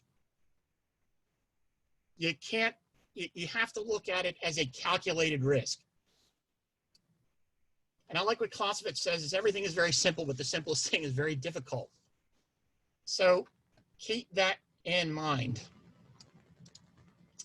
So Great Britain, mid-1930s, they're still feeling the effects of the Great Depression. They're suffering from unemployment numbers that are 10, 15%, well into the 1930s. So tax revenue is down. And again, go explain a major military expenditure when most of the government and what most of the people want is some type of social welfare system, which is they're starting to implement here because of the Depression. You also had the collapse of some of their government. Ramsay MacDonald's national government in 1935. It collapsed because one of the coalition partners, in this case the Conservatives, pull out. So you have a strong view across the political spectrum that arms races lead to war. That is common among the three major political parties in Britain, whether you're a Liberal, a Labour Party, or Conservative. So, but even with that, the Baldwin government, which is going to be the one that replaces Ramsay MacDonald's, begins a modest rearmament in spite of something called the Peace Ballot. And I'm going to explain what happens. The Labour Party is opposed to rearmament, and they're a big party, and they have enough to sometimes block things getting done. So before we go to that straight to the front, let me explain the Peace Ballot. There was literally put to a vote in Britain, and a couple of questions on the vote. Should Great Britain remain a member of the League of Nations? Yes. 11 million, you can see the numbers there. League of Nations was like an early version of the United Nations. Next question. Are you in favor of all-around, I'm using the British spellings, of all-around reduction of armaments by international agreement? Yes. So people are in favor of arms control. Third question, are you in favor, and this has happened in 1936, by the way, are you in favor of all-around abolition of national military and naval aircraft by international agreement? Look at the numbers there.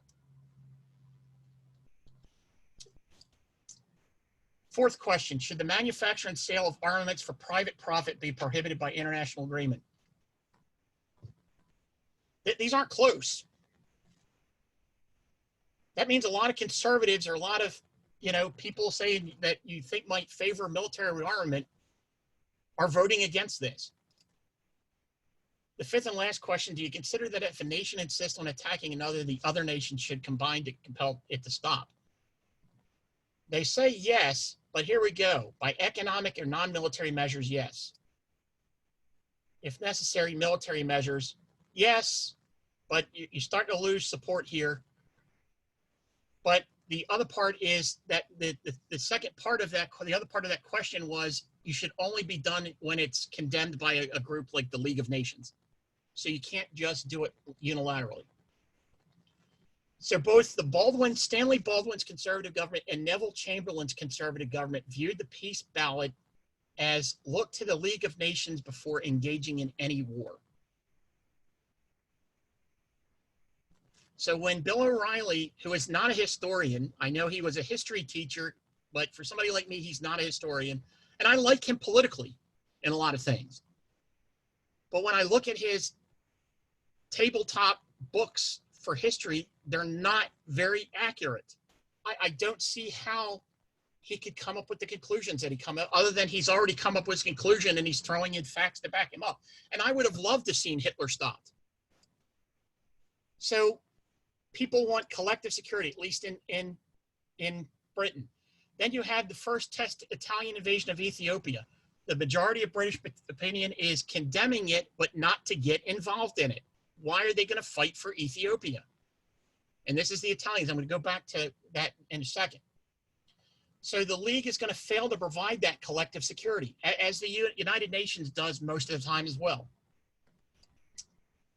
So you got Chamberlain as PM. He's facing a much tougher situation than people like Bill O'Reilly or people that want to go after Hitler are giving credit for.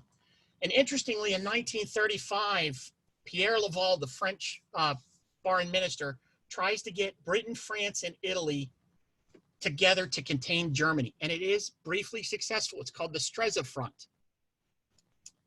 It's Pierre Laval Samuel Warre Pact, publicized 1936.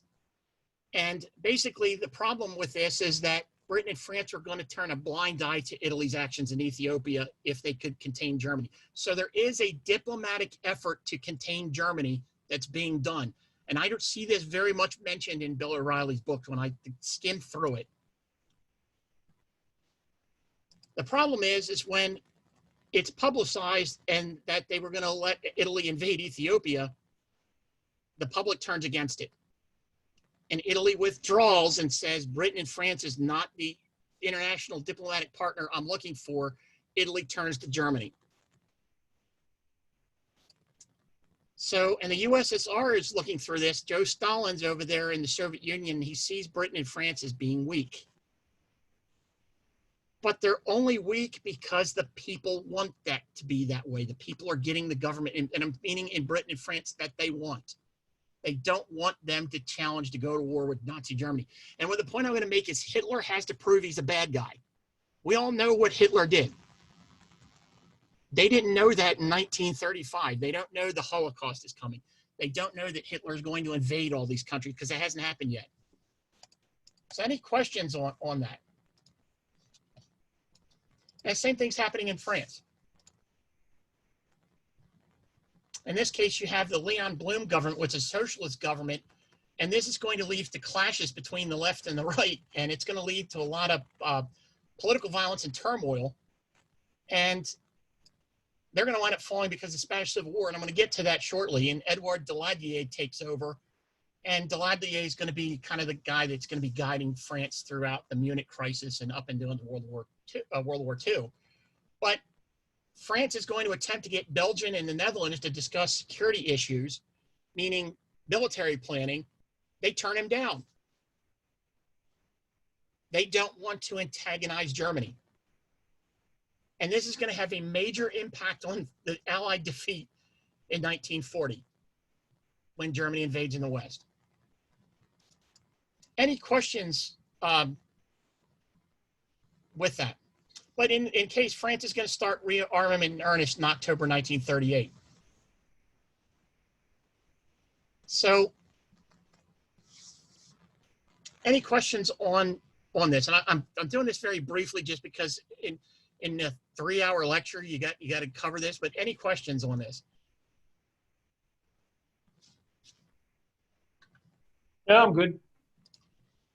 And then we have Spain. And Spain falls into a civil war between the nationalists and the Republicans. The Republicans get a lot of help. I'm not going to spend a lot of time, but Germany and Italy side with the nationalists. The French socialist government semi-supports the Republicans. Russia is going to wind up supporting the Republicans. Republicans tend to have coalitions of different forms of socialist and communist in there. They're going to lose that war because most of the Spanish military is going to be on the national side. And it gets really, really nasty and brutal. So it's going to be kind of a precursor of the war to come. This is showing Republican communists here. And there's atrocities on both sides. They're showing them shooting at the statue of Christ. And it's going to get, the atrocities are going to be pretty bad. And Spain is really, you'd argue they haven't really recovered from that. And at least psychologically. And in the United States, Roosevelt, his eyes focused on Europe. The problem that's going to happen is he's going to leave government policy regarding Japan. There's going to be a policy that we got to stop Japan, but what exactly is that policy is not going to be clear cut coming from Roosevelt. So you're going to have the Navy Department and the Army Department each having their own, because they're not together like they are today. They're separate. They each have their own kind of design. And then you have the State Department. So you have 3 competing foreign policy options against Japan that the United States is looking at. And we don't really, Roosevelt kind of gravitates back and forth between particularly the Navy option and the State Department option. to the annoyance of the Army, Navy, and State Department. I mean, at least people in there. So Japan is going to be not exactly sure what our intentions are, other than they perceive them as somewhat hostile, but we're not following a consistent policy against Japan, where we have a more consistent policy, particularly against Nazi Germany. So, and it's going to get bad. And some of this is going to lead up to problems that lead to Pearl Harbor. This stuff doesn't change, guys, does it?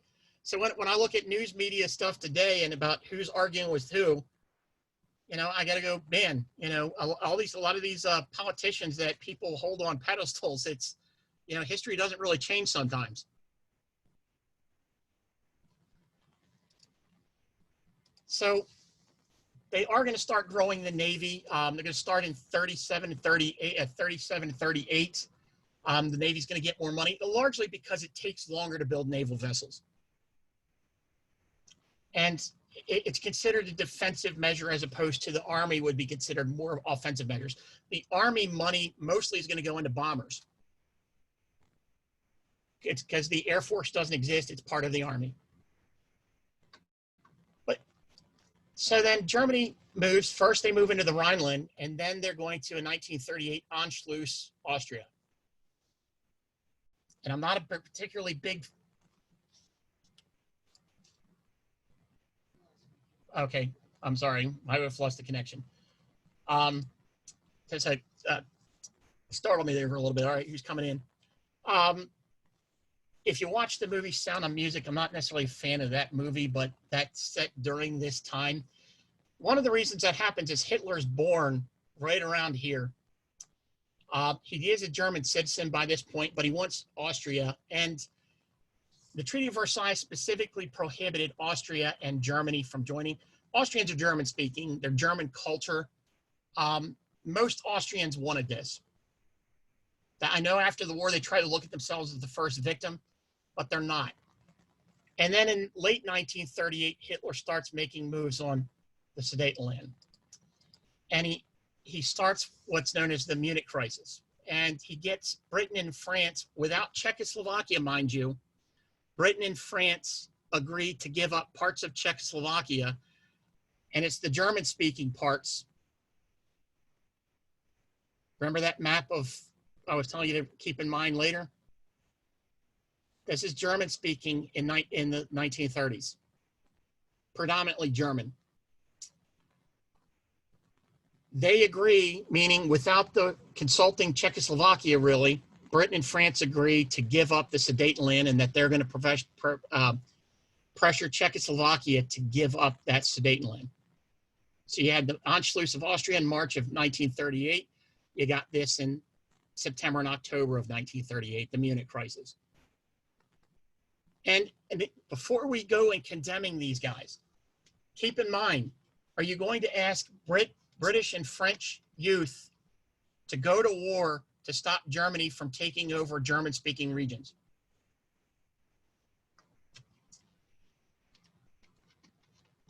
Do you think that's feasible?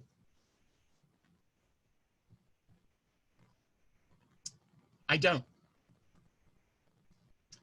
Poland and Hungary will take advantage of this. They're going to take some of the territory. And in March of 1939, Hitler is going to move into what they call the rump state of Czechoslovakia. He's going to split Slovakia off of Czechoslovakia. And that's where Britain and France decide that they can no longer bargain with Hitler. If Hitler had just stayed at this point, there would have been no war. But this isn't what Hitler wants. With that, we'll take a few-minute break, and we are going to end at 11. And we will get to the beginning of World War II tonight. But we'll take a quick, any bathroom breaks and things like that, and also so I don't lose my voice. But any questions? We'll find out when we come back, what did Hitler want? With that, we'll come back at, what does it say, 10:06? Come back at 10:10? I mean, everybody can stay on, but I'll just, I'm going to mute it until 10:10. Is that okay?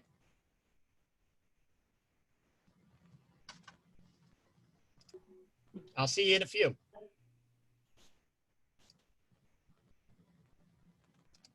Did somebody have a question? I'm hitting Josh. Did somebody have a question I missed?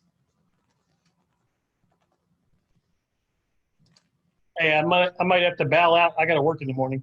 Oh, I'm sorry, John. I hope you're enjoying this. I was, but I think, like I said, I think I'm going to have to bow out and hit the hay. Okay, well, it is going to be recorded, and we're going to post it in a few days on the board. So, Okay, cool. all right. I'll see you. Have a good one. See you later. Good night. See ya.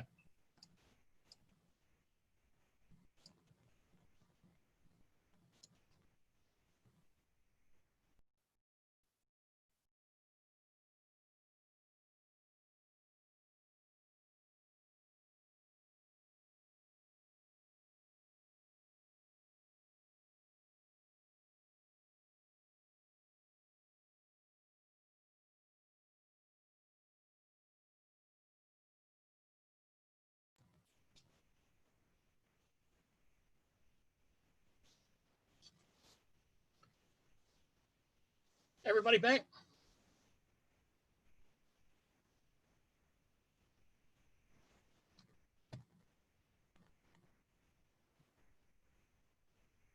I'm back. So before we get into Germany, we'll take a look at how the USSR viewed this. One of the things that they wanted to do was buy time. And Stalin is now putting out feelers wishing to join the Axis alliance. And the reason he wants to do that is he views the West, meaning Britain and France, and I guess to some extent the United States, as not trustworthy or weak. That doesn't see them as a strong ally. He sees Germany as a better ally than, and Japan as a better potential ally than the West. And this is going to wind up coming into that Molotov-Ribbentrop Pact, which is going to catch a lot of people by surprise. Now, the thing that's happened between Germany, Italy, and Japan, they're going to form a pact, and it's an anti-Comintern pact. So that pact is directed against the Soviet Union. So they're going to have to overcome those things. And we're going to see when we get to the Molotov-Ribbentrop Pact how that kind of surprises Italy, but particularly Japan. When Germany signs that. But you're looking at Stalin, that he doesn't want to go to war just yet, at least not on these kind of terms. He's by himself. And he would like to get an ally, and that ally, at least from his perspective, after Munich, is not Britain and France. So before that, though, he may have been willing to go to war with Germany over Czechoslovakia. And before that, the Russians did put out feelers to Poland to allow Soviet troops to on its soil. The Poles said, "Go to hell." That's not happening. Probably for good reason. But they don't. So March of 39, Hitler occupies the rest of Czechoslovakia, and we get a lot of evidence that Hitler was upset that the West caved so easily. There's a lot of evidence. There is some contradictory evidence, I'm going to say, but there's a lot more evidence that Hitler was willing to go to war in 38. And the reason why Hitler is willing to go to war is he has a view that if he gets older, he can't wage war effectively. But he also knows that the Allies are fairly weak, even if his generals are saying it's not ready. The German generals are saying we're not really going to be ready until 42 at the earliest. And Hitler's not really going to listen to them. And he was a bit surprised that they caved. So he starts making demands on Poland, and the demands he's making is that Polish corridor in particular. And that's when the Western allies, Britain and France, guarantee that they'll fight over Poland, which they had already guaranteed that they would do that with Czechoslovakia, but you see what they did there. And again, Chamberlain and Daladier get knocked for that. And I'm not saying that was the best thing to do, but we need to be a little bit more forgiving of them. Is they're trapped by the public opinion in Britain and France, and the fact that neither one of them were ready to go to war in 1938. And in March of 39, they're both going to start really rearming France a little bit earlier, but Britain in particular in earnest. But they're going to be a little bit behind because rearmament, it just doesn't happen overnight. After World War I, a lot of the British industry that were making weapons had been either because of the Great Depression, a lot of those companies had been merged together, or they're out of business. So they're now having to create some industries together out of scratch, and they just don't have the ability to produce as much as they'd like for what they perceive will be a large war, like a World War I type war. There was, and I don't want to go too far into this, but if you go into German archival documents, and there's a few articles on this, but you go into German archival documents, there was some willingness on the part of Poland of making some land swaps and money guarantees and things like that. And there was a willingness in Poland to, believe it or not, to ally with Germany against the Soviet Union. And this was done through Italy and the Vatican, but it's going to be vetoed by Hitler. And in my view, the preponderance of evidence is saying that Hitler is trying to provoke a war here. Even though he's saying he doesn't want war, he's telling everybody that he's taking actions that would sabotage really any kind of peace proposals. And again, I'll say it, Hitler wanted war. Now, he did write a book in addition to Mein Kampf. It's called the Zweites book. It's a little bit lesser known, and I'm not, this is out there. If you go, Gerhard Weinberg, who is, if you look at the stuff I shared on the reading, was one of the ones that found that in Hitler's publisher. The publisher that produced Mein Kampf had the manuscript for the Zweites book, and it was not published. We'll go into that. And there appears that a lot of post-war German historians called it something called the Stufenplan. And what this is, obviously, it's the rearmament. And there's two schools of thought coming out of this. There is a school of thought out of the Stufenplan idea that Hitler is deliberately provoking a continental war, and everybody agrees on that. But then there's the difference is there's two schools of thoughts. There's the continentalist and the globalist. And I happen to be more in the globalist camp because more evidence goes that way. But I do look at the continentalist side. Now, the globalist is that Hitler had global ambitions. And there's a lot of evidence to suggest that. The continentalist would argue that he was mostly focusing on continental Europe. Now, and what it looks like, the Stufenplan idea, and again, the Germans didn't call that the Stufenplan. The German historian Andreas Hillgruber did that. It looks like Hitler is looking at phases, kind of like Larry Hogan there. In this case, phases for foreign conquest. And eventually Hitler is looking at war with the US. But in Mein Kampf and in this Zweites book, Hitler repeatedly makes comments to something called race in space. I'm going to give you what Hitler says about this shortly. According to Hitler, populations could adjust to a given space or space to a population. So he's saying that the Germans are facing the choice. If Germany doesn't expand, then the population is going to have to adjust to the limitations of German borders as they are in 1939. Hitler rejects that. He rejects that out of hand. And neither does Hitler just want the return of German territories, all of the territories lost from Alsace-Lorraine. Hitler he thinks that the space should adjust to the population, meaning that if the German people need more space, they should take it. So he goes, for population to adapt its fixed space, it would have to undertake means of population control. Such forms would be emigration, birth control, abortion, and suicide, which in Hitler's view led to racial decay. And I'm going to say a bunch of things that are kind of unpleasant here. This is not me. This is Hitler saying this stuff. Hitler, therefore, favored adjusting space to Germany's population. Government policy would be such that would favor large families and agricultural settlements. This increase in population would assure adequate military power for subsequent wars they would need to wage. Indigenous populations would be used as slave labor, with the exception of Jews, Gypsies, and Negroes. Each excess indigenous, in this case particularly Slavic, would be controlled by expulsion, controlled starvation, sterilization, and or extermination. That's where he's going here. Jews, gypsies, and Negroes were to be exterminated. They were the lowest in his view. Treaties were for political purposes only, to be discarded once their benefits ceased. So I'm going to get back to Chamberlain and Daladier.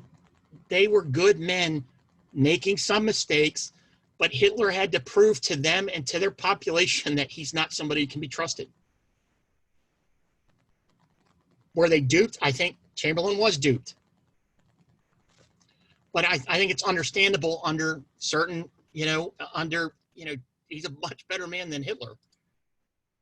Hitler's going to get the war for it, but it's going to take him time for his political dishonesty to manifest itself. So, and I'm going to skip this part here, because we'll get back to it.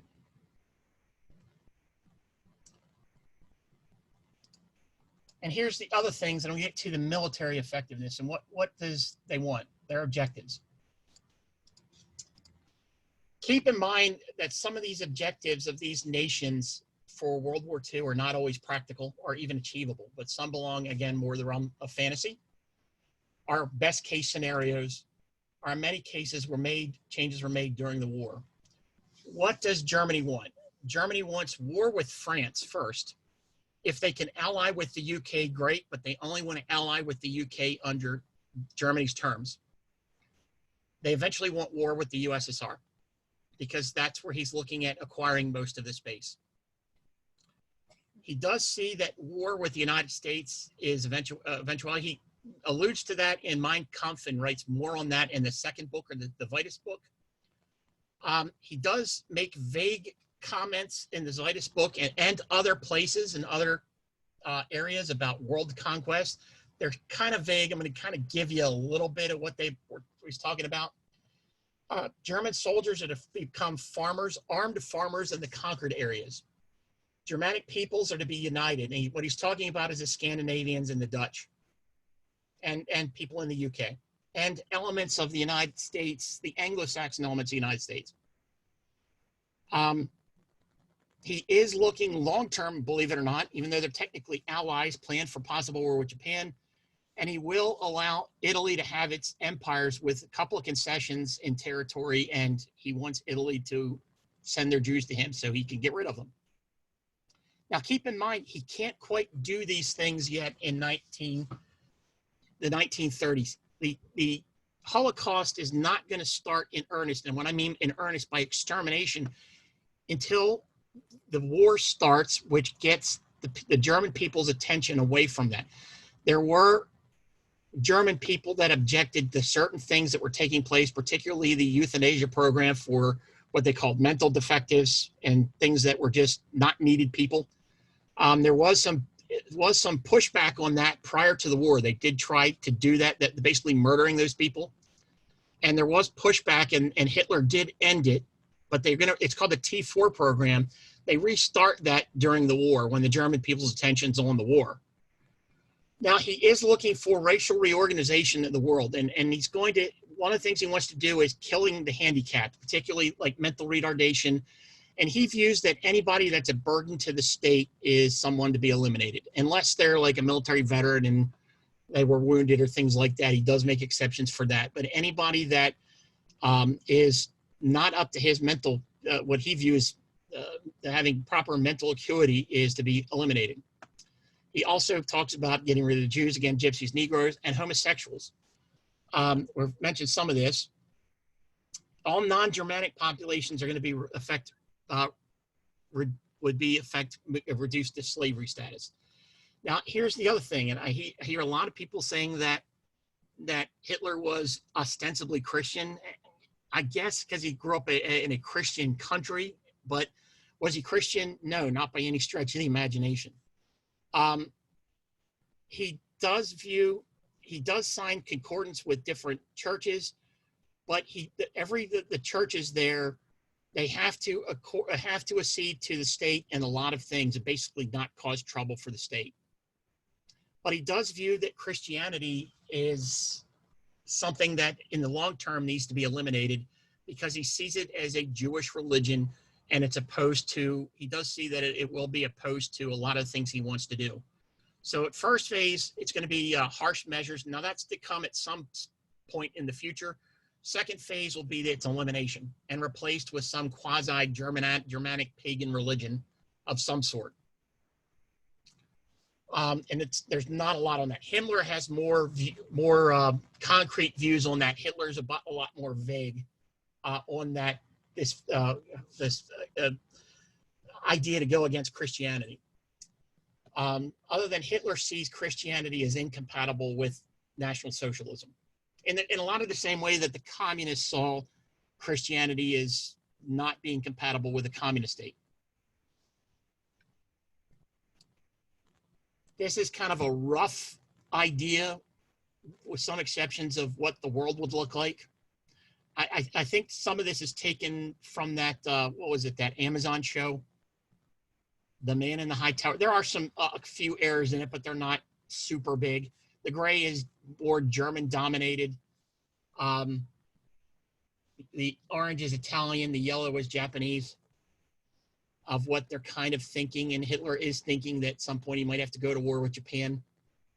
But again, this is probably too detailed because Hitler makes some allusion to these things, but there's not a lot of detailed planning on it.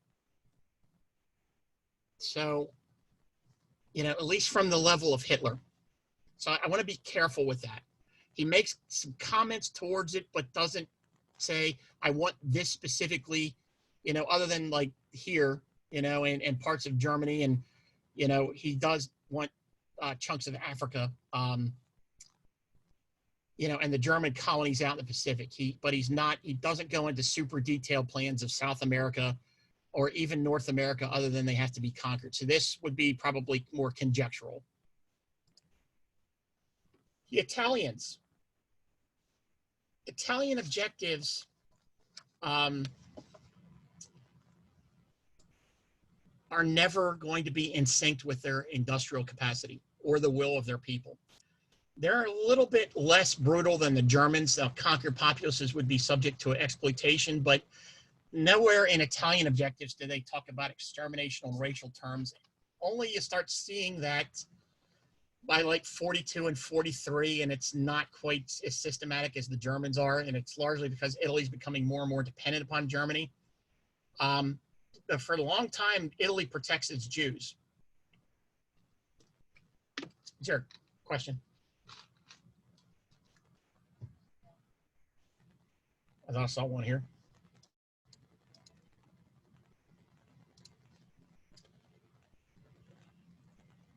Oh, thank you. Somebody, Dave. Thank you for saying that. So I hope you have a good night, and you can check on this. We're going to go about another 30 minutes or so, and we will post this in a few days. Give us a few days to post it. So I hope you have a good night. The other thing that the Italians want to do is they want to Italianize the areas culturally, the areas that they conquer, and Mussolini would love to remove the royal family from power. If he has to eliminate them, yeah, so be it. Japanese objectives. Thank you. That's somebody else here. I got another message. All right, thanks. Japanese objectives, no plan changes the Japanese society except for increased military control.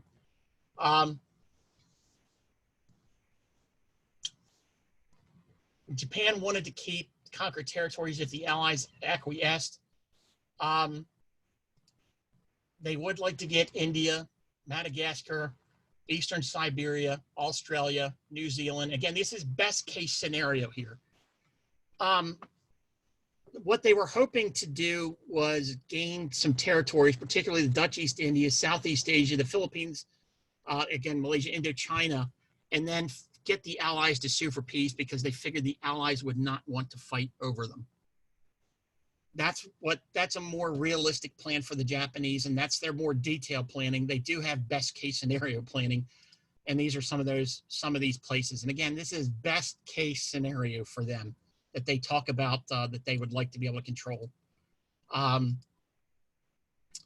Harsh treatment for whites, but there's no idea of systematic extermination on the German level for the Japanese.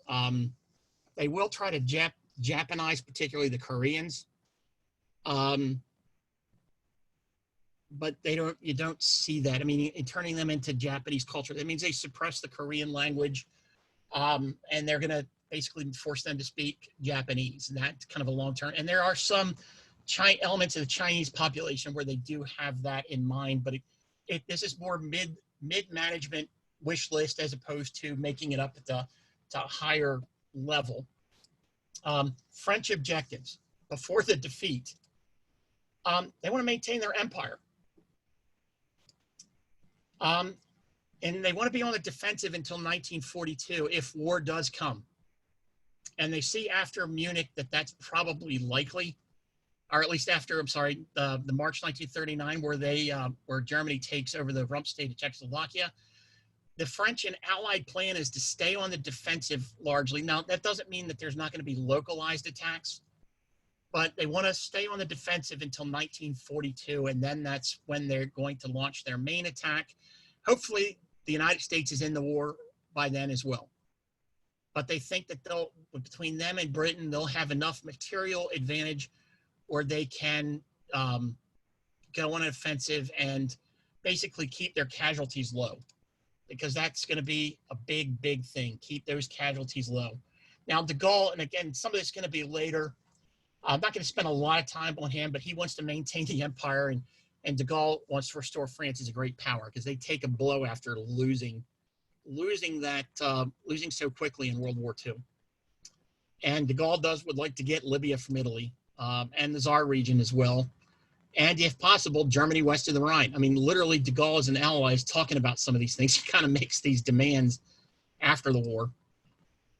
China, and remember that now at this point, 39, Japan and China have been at war. They want to get Manchuria, Hainan, and Taiwan back from the Japanese. Korean independence, but under Chinese influence. Kind of how the People's Republic has North Korea today to some extent. He's too much of a wild card, at least this new one, for China. They do want to end of economic treaties with Europe and America that were unfavorable to China. Russia. Now, I'm going to mention the Molotov-Ribbentrop Pact, but when the war starts, they want to keep that. And they do. They absorb all of what's called the Petsamo region. I'll show where that is shortly. They want to create a buffer region with pro-Soviet governments in Poland, Czechoslovakia, Romania, Bulgaria, and Hungary. Guess what? They did. Western European countries restored with France as a diminished power. Territorial concessions from Germany, concessions from Turkey and Iran. And they will barter away their influence of Greece, meaning the Russians will not support the Greek communists because it's kind of a deal swap with them late in 44 with Britain. So Stalin is willing to make some swaps with spheres of influence if he sees he's going to get something advantageous for him out of it. He does want Sakhalin and the Kurils back from Japan that they lost in the Russo-Japanese War. And they are talking if there are going to be a collective security agreement agency, because that's going to come up early in the war, at least as an American goal, veto power, which we did not want at first, but the Russians demanded it. And I'm going to say this, and this is, we don't know, largely because the Russian archives have not been completely open. There is some evidence that Russia was willing to listen to Germany as late as 1943 for some terms of peace. Now, obviously, the Russian terms would have been Germany evacuates from all of Russian territory. We know that was what they were asking for. But the reason Russia does that, as we're going to see, is because of the massive amount of casualties and destruction that takes place on the Eastern Front. And there is that talks. Now, I'm not going to say that Stalin would have fully agreed to this, but there was those talks between Russians and the Germans in Switzerland and in Japan. You know, it's being done because Japan is a neutral country in the Russian-German war. So it does take place, and we don't know enough to say how serious they are. They're going to move towards unconditional surrender late because of, again, of the destruction on that. Now, here's the UK objectives. Now, this is Churchill after, and I'll give you what Chamberlain and Attlee, because Attlee's going to take over as prime minister at the end of the war. Churchill wants to maintain the empire, or as much as he can.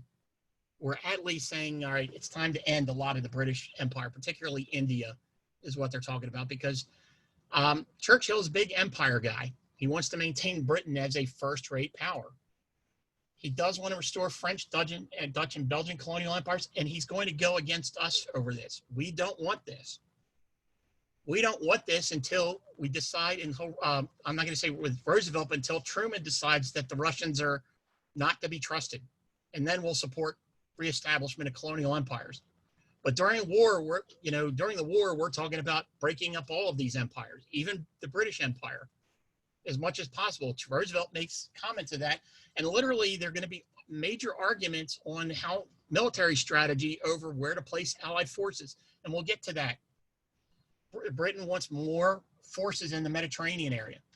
And we see that as maintaining the British Empire and not ending the war. We do restore France to great power status because Britain needs a major land power on Europe to be allied with. Churchill does not want China to become a major power. Where Roosevelt wants China to take its place as a major world power, Churchill does not. The British do not. They want to contain the USSR, but willing to make deals. Possible breakup of Germany, but as Churchill said, he wants to keep it fat but impotent, meaning keep it the high standard of living, but militarily impotent. That's not going to change until into the Cold War. He is going to be slow to come to terms with FDR United Nations, at least the United Nations as FDR wants them. And Churchill does propose this, a world council to be dominated by Europe and America. So basically, the United Nations that's dominated by Europe and America. And Roosevelt, as a matter of principle, does not like that. Even if he knows that that's probably going to happen, he doesn't like the idea, basically, of it. They are in favor of unconditional surrender. U.S. objectives: unconditional surrender for Germany, Italy, and Japan, the formation of the United Nations. Why unconditional surrender? The view was that because they did not invade Germany in World War I and take the war, now they do occupy parts of Germany, but they don't completely defeat it. Roosevelt, smartly in this case, wants the war to be that Germany and Japan in particular are unequivocally defeated, where there's no question that they lost the war. Because in his view, if they don't, they're going to have to fight Germany and probably Japan over and over again. That was our question?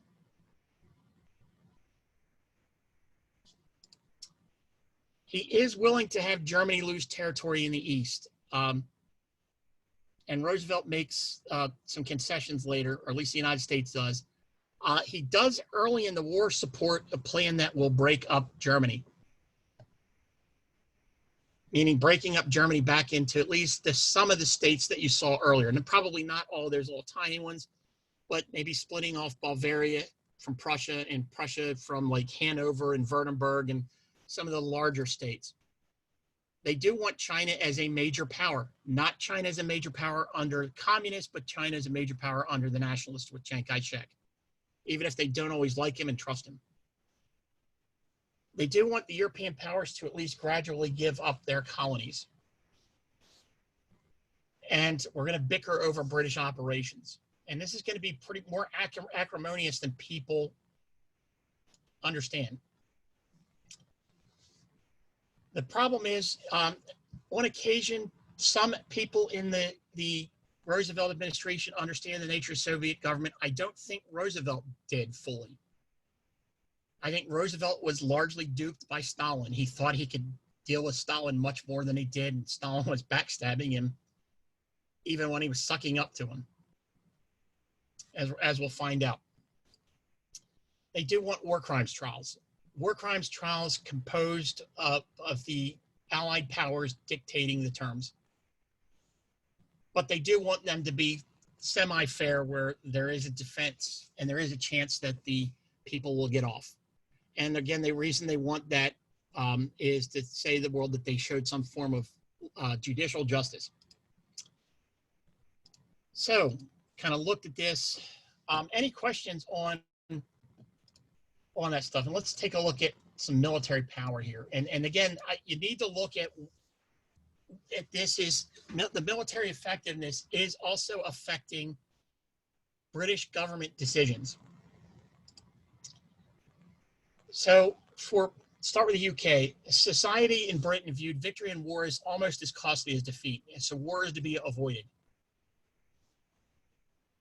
What did they win in World War I? A lot of people are saying, okay, we won the war, but at what cost? And what did we gain out of this?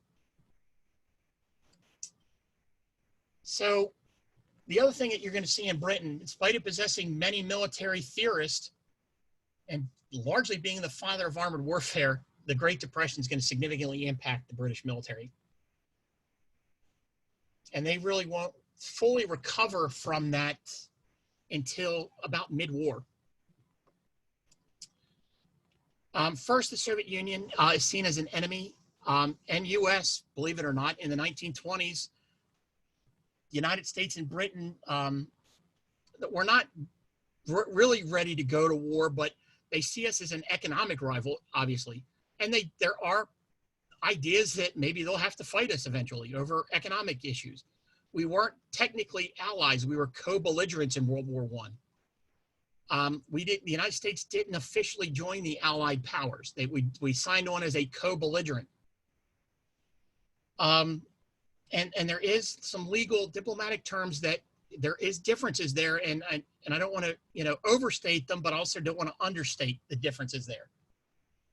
But that quickly goes away, and then by 30s, it's definitely Germany and Japan is the potential threats. But you have to look at the British Army in particular is a constabulary army. It's a army that polices and guards the empire, which is something, and I'm going to argue that the United States Army, at least for the last 10, 15 years, was in danger of becoming.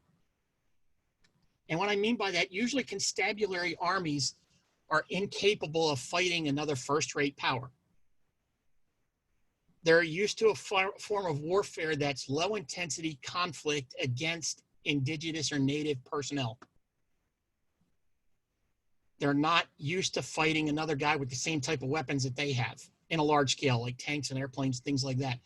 Now, they can. Britain has all that equipment, but their experience is the experience of a constabulary army. They're used to policing the area of the Middle East, India, Southeast Asia, parts of Africa. So the naval conferences too, you see the Royal Navy becoming increasingly old and obsolete. And British law actually says that the Royal Navy should be larger than the next two navies below it combined, and that goes away by the end of World War. Fiscal reality is they can't do that. They just cannot put that kind of money into the Royal Navy anymore. So, and war industries are operating, we mentioned a little bit of that, and they're barely maintaining survivability. And this is during the 20s and 30s. This will affect decisions that first Baldwin and then Chamberlain are going to make as they move towards war. There is also a major officer and retention problem, recruitment and retention. Why the hell would you join the Army when chances are you're going to stay a lieutenant or captain for a long, long period of time in a small army, where you can get a better paying job in the private sector? And you're a good chance you're going to get stuck somewhere like, India, where you can die of disease or things like that. Why would you do that? Hopefully you get posted to a unit that's in Britain where you can maintain that country club lifestyle, but maintaining that lifestyle on a officer salary might be difficult to do if you're not independently wealthy. So you have a two-hemisphere naval problem because Britain has the colonies all around the world, but they're really doing it with a one-hemisphere navy.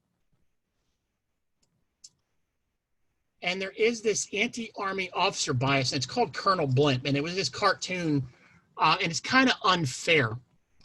But the idea came out of World War I that British generals were chateau, champagne, sherry swilling guys hanging back in the French chateau with a bunch of French prostitutes, telling their men to get out of the trenches and go off to the slaughter at Somme and Passchendaele and things like that. And that they're fighting that stereotype. And again, it's that anti-military establishment social issues that are affecting the Army.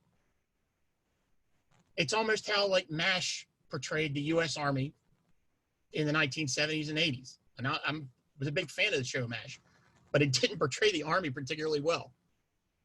And if you served in the Army, you get some of the worst of it, but it's not that incompetent. The other thing that we're really going to run into when we talk about British military operations, because if you ever look at a British Army, it's not entirely British. It's going to have Australians, Canadians, New Zealanders, Poles, different, later on, but even members of their Commonwealth. And we forget that when we talk about guys like Montgomery, when he's commander of the 8th Army, that he can just do what he wants with New Zealand, South African, and Canadian troops. And he can't. Those governments are independent, and politically they place limits on how their militaries can be operated. And this will have an impact on British military effectiveness in World War II. And those countries are even more casualty averse than the Brits, and they don't trust British generalship, particularly the Canadians. So that's going to be an issue.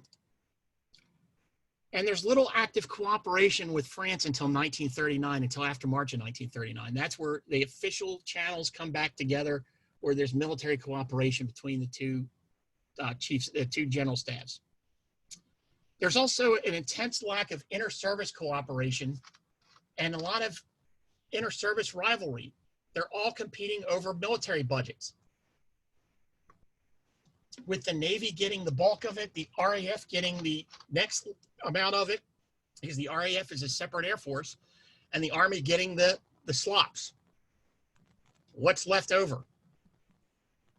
Now, the Army gets the biggest budget, but the Navy and Air Force get the bigger toys, better toys. So they're competing with each other over budget. Not only that, you have the Army and Navy trying to kill the RAF as an independent service, and the RAF trying to take over the colonial policing role of the Army. So they look at each other almost as much as rivals as they do operating for the same branch. There's almost no inter-service cooperation between the wars. So, and we'll talk about Hugh Trenchard and Bomber Command later. They are able to form effective fighter command. That's one of the first things that the Brits do effectively and defensively with a radar system.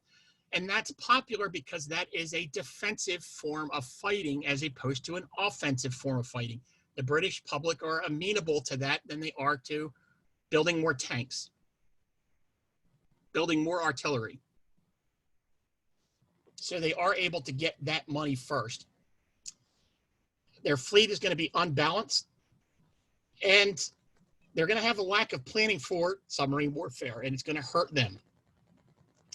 And then RAF tends to to not prop up coastal command, their coastal command, because RAF controls every airplane, including ships that operate off of naval vessels. And that'll change in the war with the reestablishment of the Royal Naval Air Service. But when the RAF was created, they got every aircraft.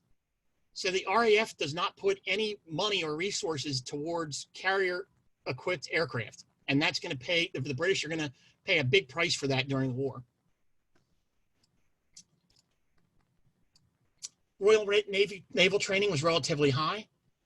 You've got in the Air Force Hugh Trenchard and those bomber advocates that saying they can win every war with the heavy bombers, but they fail to keep up the technology because the speed of fighters is going to increase rapidly in the 1930s. In the early 1930s, the bombers could be faster than the fighters.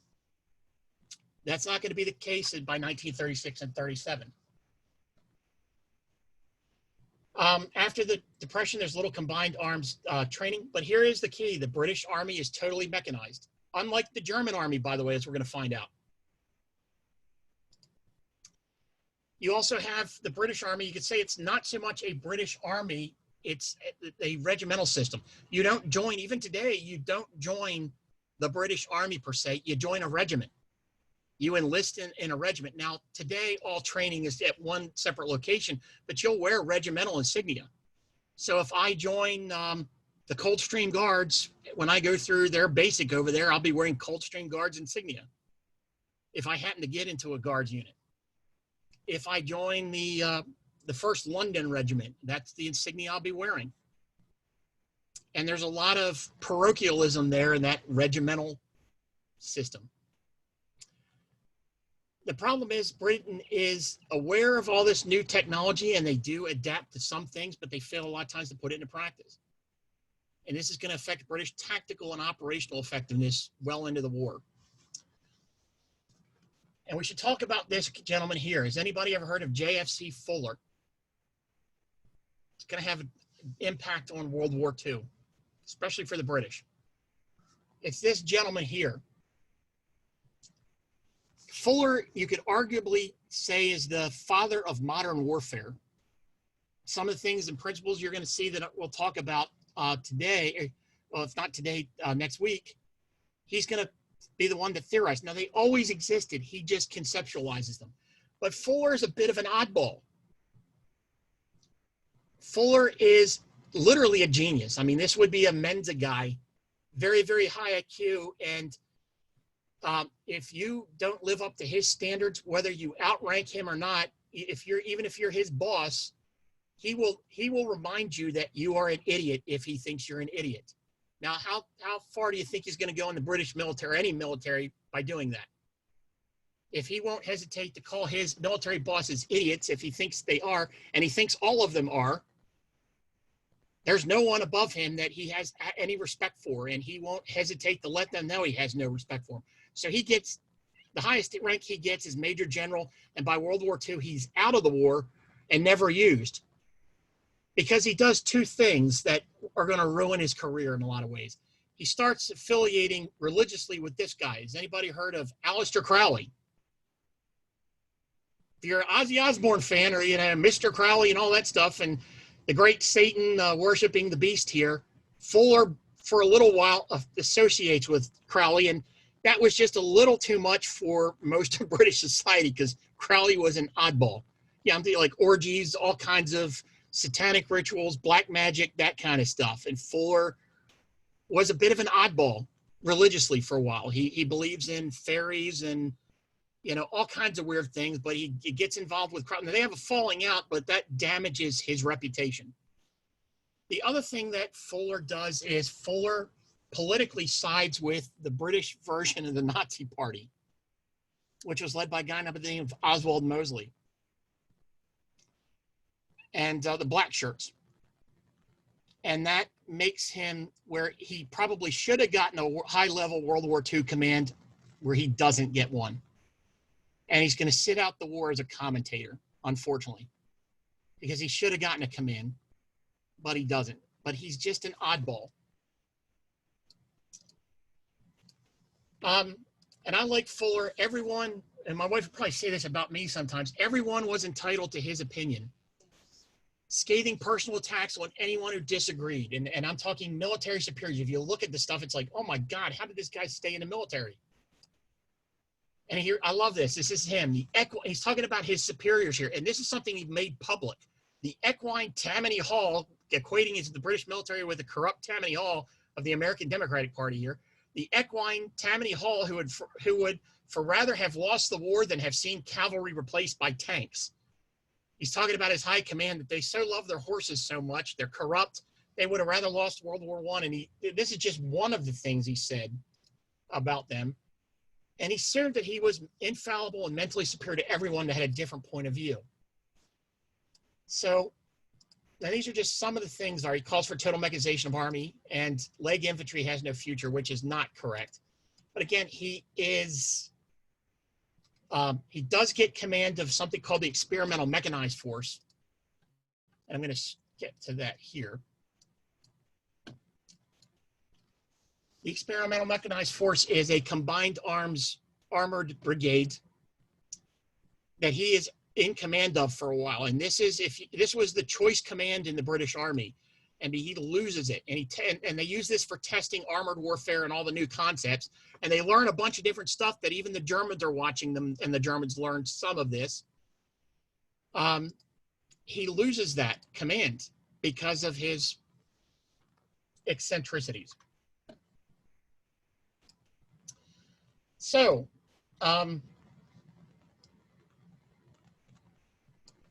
the other gentleman I'm going to really briefly look at is Basil Liddell Hart. I have less respect for Liddell Hart. Liddell Hart was a infantry captain that was wounded in World War I, a pretty good thinker. My problem with Liddell Hart is he wrote so much and was more often wrong than he was right, and sometimes contradicts himself. Like he'll say he's usually considered a big tank proponent, but then he writes that tanks, after some action in Spain, that tanks have no place on the battlefield, and he favors. So he writes and often contradicts himself. He has, in my view, less influence than Fuller does. Fuller has tremendous influence on the British Army, but he comes up with what he calls the theory of the indirect approach, which he did not invent it, but I swear to God, Liddell Hart is another one that, he thinks he invented that indirect approach. And that's basically moving by a route that the enemy would not quite expect, or not the direct approach, moving in a way to get on their flank and things like that. He thinks he invented flank attacks, and the way he writes, he's really rather arrogant about it.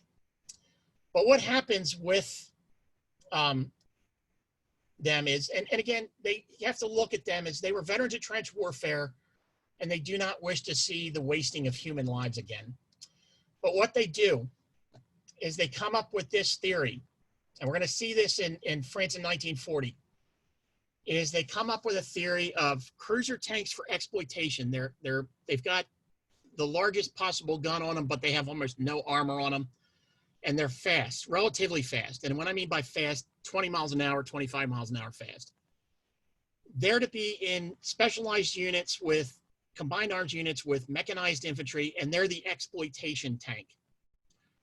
Now, the infantry wants tanks for infantry support. You create a heavily armored, very, very slow tank. This is a Cruiser Mark 10. This is a Matilda 2. Very, very slow. Lots and lots of armor that's going to come as a surprise to the Germans, but with the heavy gun there as well. And they also create these things called tankettes, and everybody has, this is a Polish, this is British, this is Italian. And interestingly, there's a lot of these little things riding around. They're going to go away after the first couple of years of the war. They have almost no armor, and they're mostly machine gun armed. There is some use to some of them with flamethrowers and things, but they really just are impractical. But the British spend a lot of money on that. France. You've got major problems between the military and civilian governments, particularly left-wing governments on military procurement. And the military tends to be right-wing and very political in France. The French problem, and they know it, is that Germans are reproducing at a much higher rate than French are. So they cannot trade casualties with Germany one for one. So they look to things like the Maginot Line. And I'm going to say this is kind of counterintuitive. It worked. They put up this fortification because the Germans don't go that way. It protects their northeast iron and coal resources. That is almost never mentioned. The Germans don't attack it directly, at least not initially. So now, do I think it was cost effective? No, I don't. But to argue that it didn't work, you can't argue that. But you also have to look at it is because it's defensive, it's something the French military expenditures that the French population will support, even if it's not entirely effective, or at least cost effective. And I think it's a waste of money, but it was effective at what it was intended to do. So the idea is they want to use the Maginot Line to force the fight in Belgium rather than France. And the Maginot Line does do that. So you also have communist factory agitation, particularly after the Molotov-Ribbentrop Pact in France. There's literally sabotage, because one thing that we forgot is after that pact, Germany and the Soviet Union become allies. So you see a lot of French equipment being brought to the front that's defective. The other problem with the French is they tend to be very rigid, centralized doctrine and tactics based upon steady firepower and steady advances. The rationale behind it is, and unlike the Germans where they decentralized operations, the French centralized them, again, to avoid heavy casualties. They don't want to see a repeat of what happened in World War I. France, I'm going to say this, if the United States does not enter World War I, France loses the war. That means France and Britain lose the war. In my view, Germany would have won. Now, it wouldn't have been a great victory for Germany, but Germany would have won. France was exhausted at the end of that war. So the military comes up with a doctrine that is to save lives, at least they view. So there's little room for initiative at lower command levels. They did not view the Ardennes as impenetrable, but they viewed that any advance through that would take days or weeks to clear traffic jams. And they were partially correct, as we're going to find out that, the Germans do have major problems, more problems than it comes out in a lot of documentaries. But they don't, and I've seen that on some very good documentaries that said, well, they thought it was impenetrable. You don't find that anywhere. I'll challenge them to see that anywhere in French doctrine or French military comments. You won't find it at all. In fact, the opposite. But the lack of military cooperation from the Benelux, particularly Belgium, who withdrew from that alliance in 1936, is going to hurt them a lot. That means there's no military cooperation between Belgium and France from 1936 on. And that was vital to their plans. So again, they want to stay on the defense until Franco-British forces get enough material advantages, and then their offenses will be methodical, hopefully against the German forces that's been battering itself against French French and British defensive fortifications. And hopefully the Americans are in the war too. Their tanks tend to be dispersed among smaller units. Again, because they're not looking to make major offensive. They do understand some theories, yeah. And there are officers in France that say, let's have something on the German model. And the French do some of that, as we're going to see. And French tanks, with a couple of exceptions, I'm going to explain to you a little bit here, but more when we get to the invasion of France. They have better tanks and better anti-tank guns than the Germans.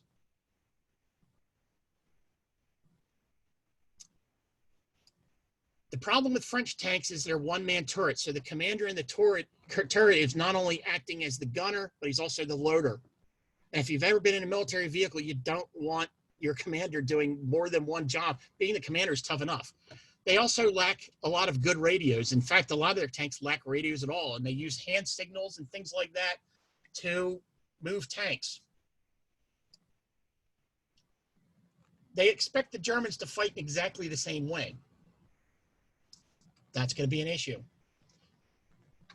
So, any questions on that? And here's a little bit of French armor theory. They do come up with something like two types of divisions that are sort of like a German Panzer division. They're never quite exactly the same. They call it, the first one's called the DCR. It's called the Division Cuirassé, and that's more for infantry support, and their heaviest tanks go there. And then, because their tanks are divided between the infantry and the cavalry. The cavalry has tanks too. Their tanks are in units called DLMs. If they're at the division level, it's called Division Légère Mécanique. And by French law, they don't call the tanks in the cavalry tanks. They call them gun-armed and machine gun-armed vehicles. So the DCR used for infantry support, and the DLM is for the cavalry for mobile operations. We talked about that. And some of this I'm going to post up there if you're interested in the Annal School and Mark Bloch's Strange Defeat. You know, you can ask me questions about that. It's 11 o'clock, and some of this I can do later when the U.S. and USSR get into the war. But I'm going to go ahead and stop, largely because it's harder for us to put a video out that's too long. And I'm going to turn off, here we go, stop the recording.